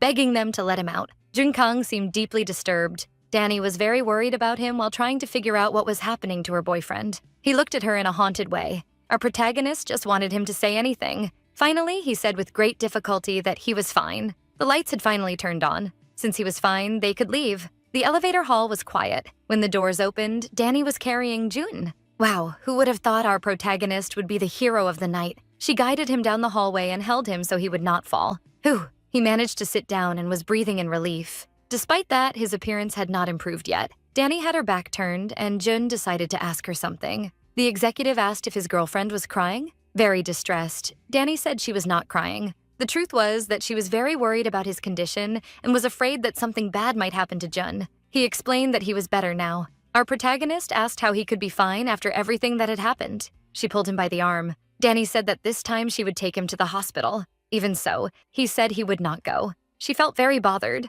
especially because she noticed something. Jun Kang was pale and still insisted he was fine. So, she insisted that at least she would get something for him to drink. Danny gently touched his hand and asked if he would be okay alone for a few minutes. He held her hand and told his girlfriend not to worry. Jun Kang promised he was fine and asked her to sit beside him. Danny was curious about that change in attitude. What could that be? Finally, she gave in and joined him on the sofa. Outside, the night was calm and silent. Our protagonist asked if she had caused that. She wanted to know if he had gotten that way because she made him accompany her there. Jun Kang could not understand the logic of the question. Danny looked very sad. The girl felt bad because she thought she had been selfish. Danny explained that she had not realized how he was feeling. Suddenly, Jun raised a finger and gently touched Danny's face. Wow, how sweet. They looked really cute together. She was a little confused by that gesture. Danny asked what he was doing. He revealed to her that he would tell her the whole truth. Now yes, Danny was completely surprised. With a smile, he told his girlfriend that he would tell her everything she wanted to know.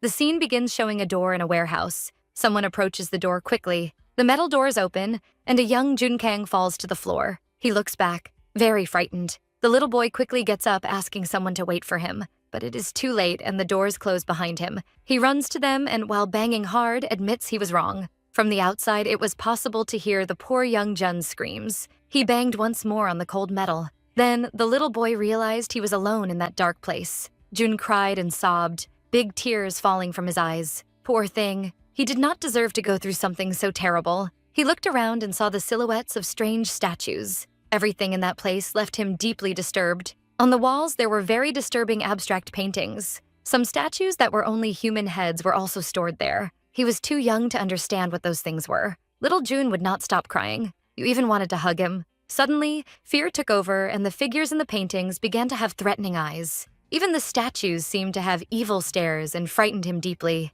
The little boy wrapped himself in a blanket and started calling for someone. Still trembling a lot, he asked for help. Back to the present, Junkang had just revealed how he had been trapped in the art basement all night. Since then, he had panic attacks when he was in large, dark places. Danny, worried about him, asked how large the places needed to be. After hearing her ask how he felt driving at night, but he explained that in those situations, everything was fine. Our protagonist felt very relieved. Then she remembered a very important detail. Danny asked if that was why Junkang had felt unwell that night when they were in the dark parking lot. The girl said that if she had known about his fear, she would not have let him go down with her, or he could have waited for her in the elevator. Jun explained that he took that route many times, so he thought he would be fine. He asked her please not to tell anyone, since only his parents and manager Jang knew the story. Danny stayed silent for a few moments. Wow, it was really a huge revelation. A moment later, she asked the executive why he had been locked in the art basement. Junkang simply remained silent. He clenched his fist tightly and told his girlfriend that he could not drive at that moment, so she should call a taxi to go home. Danny asked him how she could just leave him there alone. Already trying to change the subject, he said he was fine, and if she was not going to leave, he would go first. His change in attitude left her shocked, and she at least wanted to help him stand up. He walked away and reminded her that she had an important meeting early in the morning and should go home soon. Junkang left and wished Danny good luck at tomorrow's meeting. The girl was left alone, and then the office door closed. Danny had judged him as a cold and emotionless man, but maybe he was different. She remembered very clearly the expression of torment on his face. His parents were very kind and did not seem like the type of people who would lock their own child up as punishment. Danny felt very distressed. She thought about the heavy metal doors and wondered what really happened. The next day, the city had a dark and rainy atmosphere. A cell phone rang on a table. Jun reached out his hand to answer. Danny's notification said that the meeting had ended. He smiled, knowing that his girlfriend was on her way back. Suddenly, Junkang noticed something. The man saw through the window of his office that it was starting to rain. But it was not just any rain, because apparently the day darkened quickly. Danny had just returned. Her shoes were very wet. She announced her arrival. Poor our protagonist. The girl noticed that all the desks were empty. Possibly everyone must have gone out for lunch. Thinking out loud, she lamented not having brought an umbrella, because she had not imagined that the rain would be so strong. Danny was completely soaked. She looked like a cute little puppy shaking herself to dry off. Jun was surprised to see that she had arrived so quickly. Danny said that she thought he had gone out for lunch. He wiped her face with a small towel because he had noticed how the rain had soaked her. The girl was very startled by that gesture. To her, Jun was just being nice and not out of any personal feeling. Danny focused on thinking that it was only professional courtesy between coworkers, but her gaze was very expressive. She tried very hard not to think about what she truly felt when looking at Jun. The executive moved the small towel away from her face for a few seconds. Suddenly, Danny touched his arm. Still wet from the rain, Danny looked at him with her beautiful blue eyes. When she looked at Jun, why was her heart beating so fast? Outside, the rain fell in thick drops, sliding down the window glass. In the office, there were only Danny and Jun. The silence between them was overwhelming. The girl gently touched his hand. Suddenly, Danny became aware of what was happening. She quickly let go of his hand, ruining the atmosphere between them. Jun asked her to wait, but our protagonist had already run off. The executive stood there in the hallway. Paralyzed by feelings he did not know how to describe, he stopped for a few moments, and then looked at his hand that was still holding the small towel. The scene cuts to the women's restroom. Danny closed the door very forcefully. Our protagonist was almost out of breath and looked like she had run an entire marathon. She looked at the mirror and said out loud that all of this was madness. The girl asked why her heart had raced so much and why her face was so red. Danny needed to get a hold of herself and remember that she was only acting as a girlfriend and that it was just a temporary contract. Even so, she was still very disturbed. The girl told herself to control that frustration. After the storm passed, the day became beautiful, a blue sky, almost without clouds. Sometime later, Danny was already calmer and dry despite the earlier rain. She was relieved because at least her clothes dried quickly. Then something caught her eye. Wow, was that really happening? Danny recognized that woman with long pink hair. Ju Hyunju turned to look at who was behind her. Our protagonist friendly approached Ju and asked the woman what she was doing there. Without paying much attention to Danny, the woman replied that she had an appointment with the general manager of the departments. And then, she remembered, the socialite asked if Danny and she had met at the book launch a few weeks ago. The two women stared at each other for a few moments, and Ju asked if she worked there. Ju declared that Danny looked so sloppy that she barely recognized her. That comment left our protagonist devastated. She asked who the rich girl was calling sloppy, but before it turned into an argument, Jun Kang appeared. Ju gave him a huge smile and openly ignored Danny, which made the girl even more irritated. Jun invited the woman to talk in his office. Apparently, he could see through her good person disguise. Ju still had time to cast a slightly malicious look at Danny while entering Jun Kang's office. What a nasty little woman. Danny looked at her very annoyed. Jun looked at his girlfriend for a few moments. He touched her shoulder. The manager asked her to be kind to Ju, and above all, not to pick any fights with her. Soon after, Danny was left alone in the hallway. He gently touched the glass. Jun Kang sighed in relief because that situation could have turned into something even worse.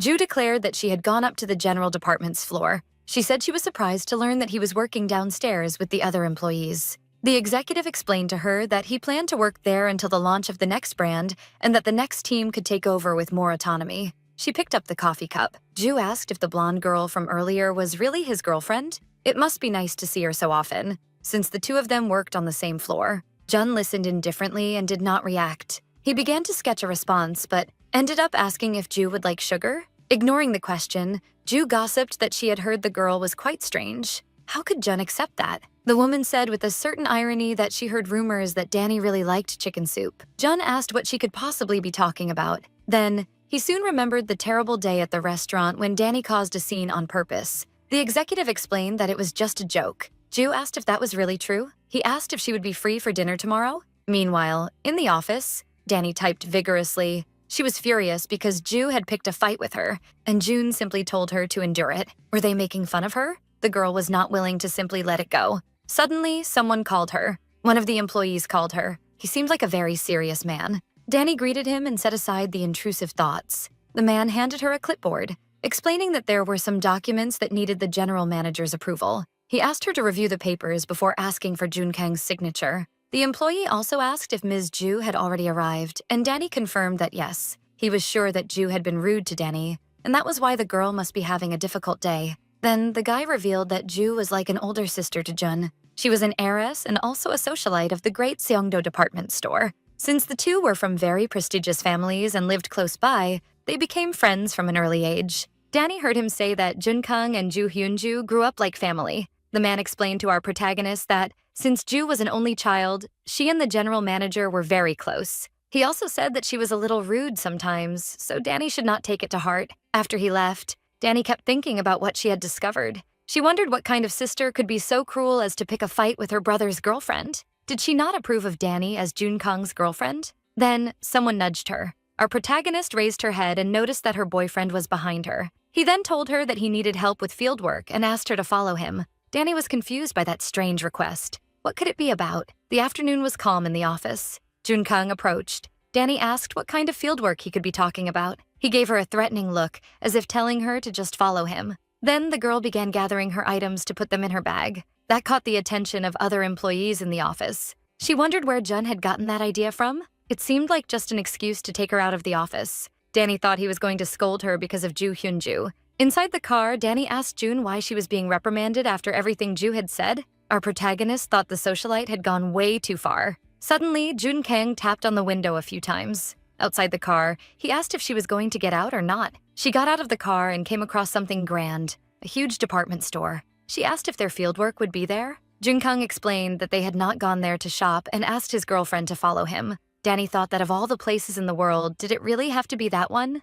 In the big Seongdo group stores, She hurried to keep up with him. Some customers strolled through the luxurious mall. The executive asked Danny what she thought. However, she was distracted. What did he mean by that question? She looked around, trying to understand what vibe the department store gave her. Our protagonist simply replied that the place was pleasant and clean. Would he be satisfied with that statement? Jun told her to forget it because he had asked the wrong person. He gestured that it was nothing. Soon, he explained that he had gone there to get to know the place. Then, Jun said he needed to stop by somewhere. It was a luxurious jewelry store. Danny asked her boyfriend what they were doing there. Jun explained that he needed to buy a gift. Was it a gift for Ju? Inside the box, there was a beautiful white gold bracelet with diamonds. Our protagonist was very impressed by the beauty of the jewel. Wow, me too. It was as if she had never seen something so beautiful in her life. Junkang noticed that his girlfriend was eyeing the bracelet. The man stayed silent for a few moments. He caught her attention. Then he said that if she saw something she liked, he would buy it for her,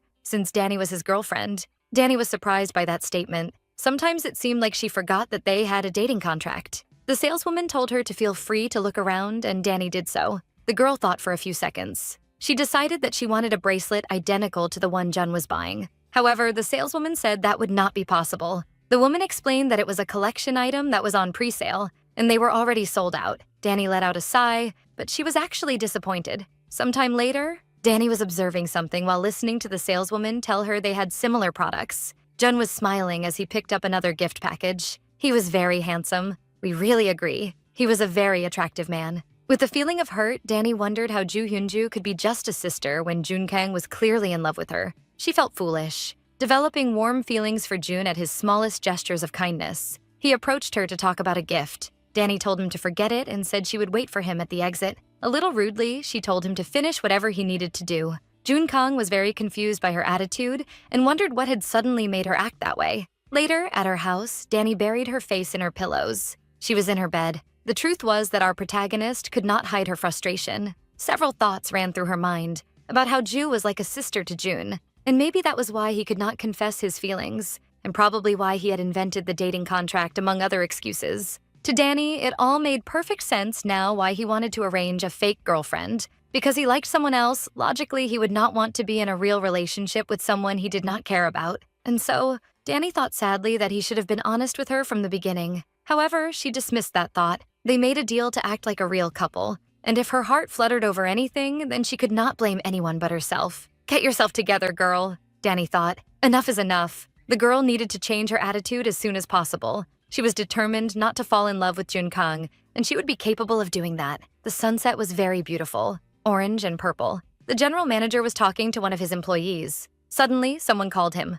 On the other side of the office, he noticed Ju Hyunju. Oh no, what did she want this time? She waved at him with a slight smile on her face. Jun approached, a little apprehensive, and asked what she was doing there. He said he would have come down if she had told him. The socialite asked what was the point of calling him when she could just go straight to his office. Jun asked her to wait for him on the ground floor and said he would get the car keys and come down. The woman simply said that he did not need to hurry. Despite her striking beauty, Ju had a very strange aura. She thought it would be good for her to show up there a few times, or things could get very bad. In the office, some employees had already noticed her presence. Suddenly, she spotted Danny. Her gaze turned dark and threatening. Ju had almost forgotten about her. Then she approached and called the girl. With a mocking expression, she asked Danny if she dressed like that on purpose. The socialite told our protagonist that she looked even more sloppy than the other day. Danny was very offended by the woman's rude words. Oh no, not again. Why did Ju insist on picking on her? Was it because Danny was dating Jun Kang? Trying to change the subject, the girl asked if Ju really cared that much about how other people dressed.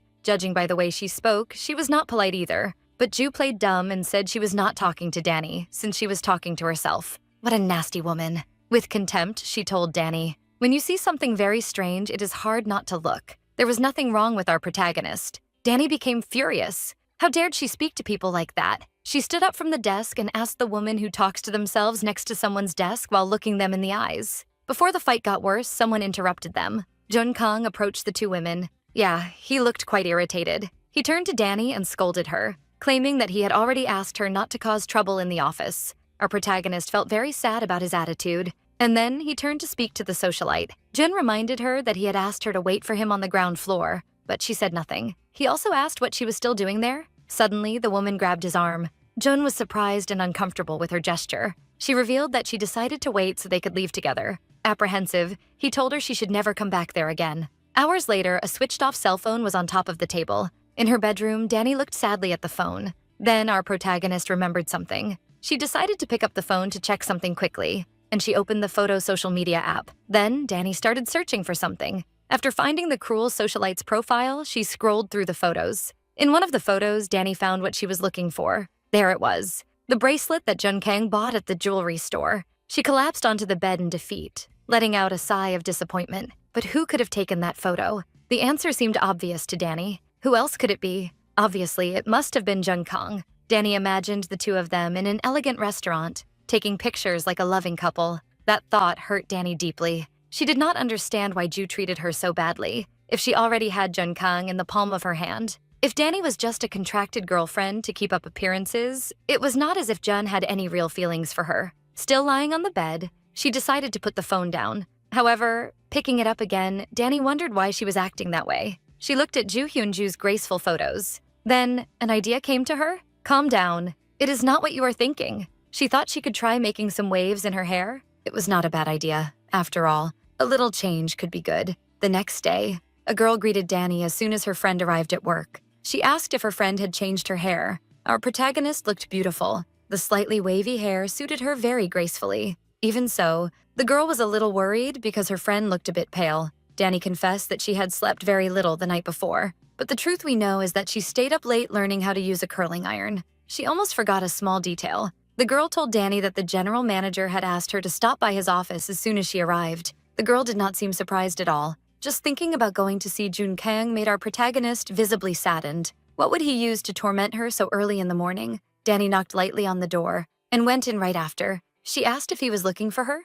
Jun Kang said he wanted to talk to her, so he asked her to come in and close the door behind her. Danny walked into the room, and Jun Kang was sitting in his fancy chair. Then the man noticed something about her. That sudden realization made him blush. So cute. There was something different about the girl. Her face looked a little pale, and her hair was slightly wavy. Danny asked if it looked very bad. Jun tried to change the subject, asking if she was sick. She simply replied that she had not slept very well the night before. With a slight smile, the executive asked if she had stayed up all night watching idol videos again. Danny was not a child anymore, and should not let those things affect her condition at work. Our protagonist became furious and repeated once again that she was fine.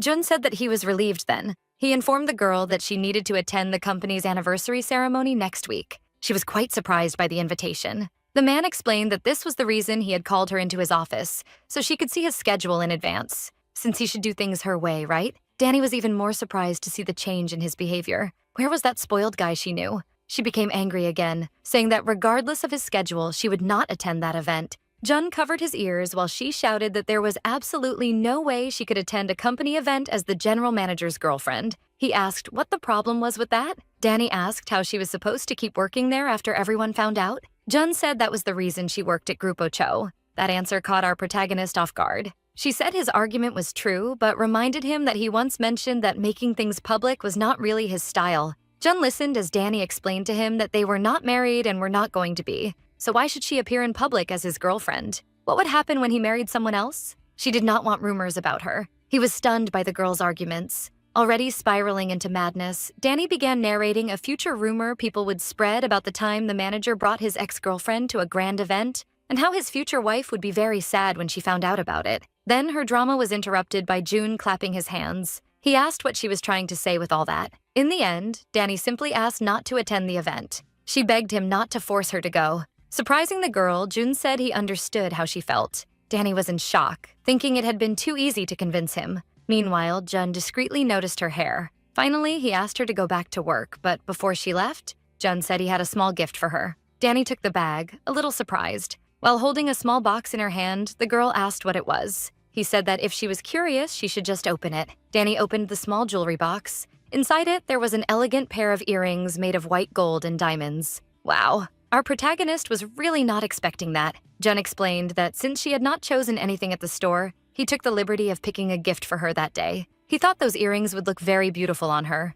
Now that she had opened the box, it would be good for her to try them on. Danny put on the earrings. They really looked very beautiful on her. The delicate jewelry lit up her face. Jun was impressed seeing her like that. With a smile, he thought she looked more beautiful than he had expected. He complimented Danny's new hairstyle. declaring that it looked very good on her. She stepped away from him, claiming that he did not need to flatter her. The girl knew that if she thought about it carefully, it was probably the salesperson who had chosen the earrings. Our protagonist thought it was as if he had thought about her while choosing them. She wondered why he was smiling like that. Danny felt a little distressed because of the thoughts running through her head. Our protagonist thanked him and immediately ran out. Jun could not hear what she had said before leaving. Had she not liked the gift? Her reaction had been very so-so. He could see her at her desk. Danny looked at herself, her cheeks very flushed. Junkang smiled. She really seemed to have liked the gift and maybe had just felt shy. The following week, the company's anniversary event was about to begin. One of the managers was giving a speech with a microphone.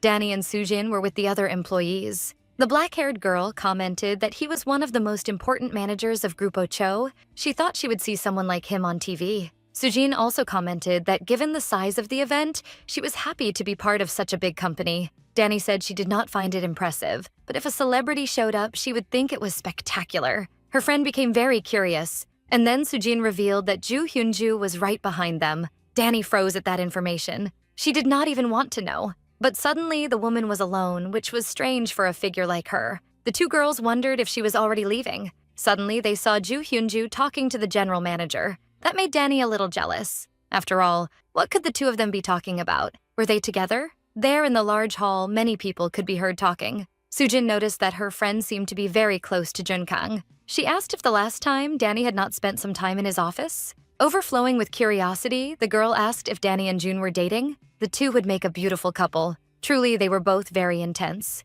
Sujin asked what Soo Hyunju ate to look so wonderful like that. Danny remembered the last event she went to with her contract boyfriend, and she could barely stand in high heels. But the socialite was so elegant, so natural, like a true princess. Compared to her, Danny felt like a kitchen maid pretending to be a princess for just one night, and she had only managed that with the help of Junkang's magic. Sujin noticed that her friend had become very sad and asked what was going on. Suddenly, something surprised the two girls. It was manager Michael Seo from Grupo Cho's HR. The handsome blonde man politely waved at Danny and Sujin. He had a charming smile and asked if they were finding the event boring. The planning team had been bold in sending the newbies this time. The black-haired girl replied that she had volunteered, because maybe that way she would catch the chairman's attention. However, Danny did not seem excited at all. Michael said that there were so many guests there that he could barely find the other colleagues, let alone the chairman. Sujin understood that maybe that was why the more senior employees had skipped the event. Out of curiosity, Danny asked him what he was doing at that ceremony. A little awkwardly, he replied that he was the only person available on his team. He stepped closer and asked Danny why she seemed so sad. He even invited her to step out and maybe grab a snack. Danny apologized and explained that she had just been deeply lost in her thoughts. Michael confessed that when they were there applauding so many people, all kinds of thoughts went through his head as well. When Sujin mentioned Ju Hyunju, Michael seemed surprised to hear the socialite's name. He asked if she was working there now. Danny's friend explained that she was right beside the general manager, Junkang. Soo Hyunju looked especially elegant at that event. Sujin explained that she was a socialite heiress and influencer and must be there to show her support for the event. To everyone's surprise, Michael made a striking comment. He revealed that he thought Danny was much more beautiful than that socialite Soo Hyunju. Our protagonist was very surprised by the compliment. She asked him not to joke with her, but Michael was being serious. Suddenly, Junkang turned to look at them. He wondered who that guy talking to Danny was. Before he could return, a staff member informed the executive that he should go up on stage as soon as the presentation video ended. The staff asked Jun to follow him. One of the managers took the microphone. Then the presentation began. The lights went out, and Danny heard the man declare that everyone would watch a video in honor of Grupo Cho's 52 years. However, a small technical problem occurred, delaying the video and the lights remained off. From afar, Danny located Junkang. He seemed a little nervous and even uncomfortable, constantly adjusting his tie. Danny wondered, could he be feeling unwell? Then she remembered a very important detail. A few nights ago, he had revealed to her that he had been locked in the art basement for an entire night, and since that day, he did not like dark and very open places. Danny became very worried about her boyfriend. Junkang raised his hand. He held his own face. He was already very distressed and did not know how long he would be able to endure staying there. Suddenly, someone grabbed his hand. Jun was a little startled. Danny approached him and said everything would be fine. The girl asked if he was okay. She remembered that he had asked her not to tell anyone about his story. Danny gently held his hand and caressed it, asking him to calm down and take deep breaths with her. Jun was very surprised to see her being affectionate with him, asking if he was feeling better. That left him speechless. Her hands tickled his. Finally, they managed to play the video and the event continued. Danny and June listened as the screening began. Without letting go of his hand, our protagonist said she would return to her seat since he was feeling better. However, surprising our dear Danny and leaving her all flushed, he asked her to stay a little longer there with him. The rumors were true. The two made a beautiful couple. So cute. Then our protagonist decided to ask him something. Danny said she had noticed that Ju was wearing the bracelet Jun had bought that day and wanted to know if he had given it to her especially for the event. Jun explained that they had not gone together. The executive revealed that he did not give the pair of earrings to Danny simply to ask favors from her. He asked her if she had any idea how much those earrings had cost. The girl had no idea. She only knew they had cost a lot of money. Then, June confessed that the price had 7 zeros. That information left Danny distressed. Did you notice that they had not let go of each other's hands? Our protagonist asked her boyfriend if that was how rich Korean families played with their money. He laughed and replied that he had not bought them just because of the money. Danny was very shocked by the supposed value of the earrings. While he smiled at her, the girl wondered for what other reason he would buy something so expensive. Danny asked if he was trying to win her over to get something. That did not seem to be the case. June remembered seeing her very happy looking at herself in the mirror, admiring the gift. Before their conversation could continue, the host interrupted them, apologizing for the small delay. Junkang held Danny's hand while the man announced him as the general manager of Grupo Cho. He gently let go of her hand. Then he walked to the stage, leaving Danny alone. Phew! Our protagonist was very relieved to see him feeling better. Sujin appeared out of nowhere, startling her friend, claiming she knew she had a boyfriend but had no idea it was the general manager. The black-haired girl asked how long they had been together. Michael came closer to hear the gossip. While Danny tried to explain herself, from afar, the pink-haired woman stood out in the crowd. She looked at the couple with envy and a certain astonishment, while biting one of her nails. And that's it for today, everyone. Well, I was really curious. I hope you enjoyed the story. What do you think is coming next? What do you think Ju is plotting? Danny saying she wouldn't fall for him? Right after blushing over a towel moment? Girl, be serious. You two are just too cute. Tell me what you thought in the comments. And if you want more, don't forget to like the video and subscribe so you won't miss any new videos I post. The name of this work is Kissing is a Violation of Contract, and our recap covered up to Chapter 23. Kisses and see you next time.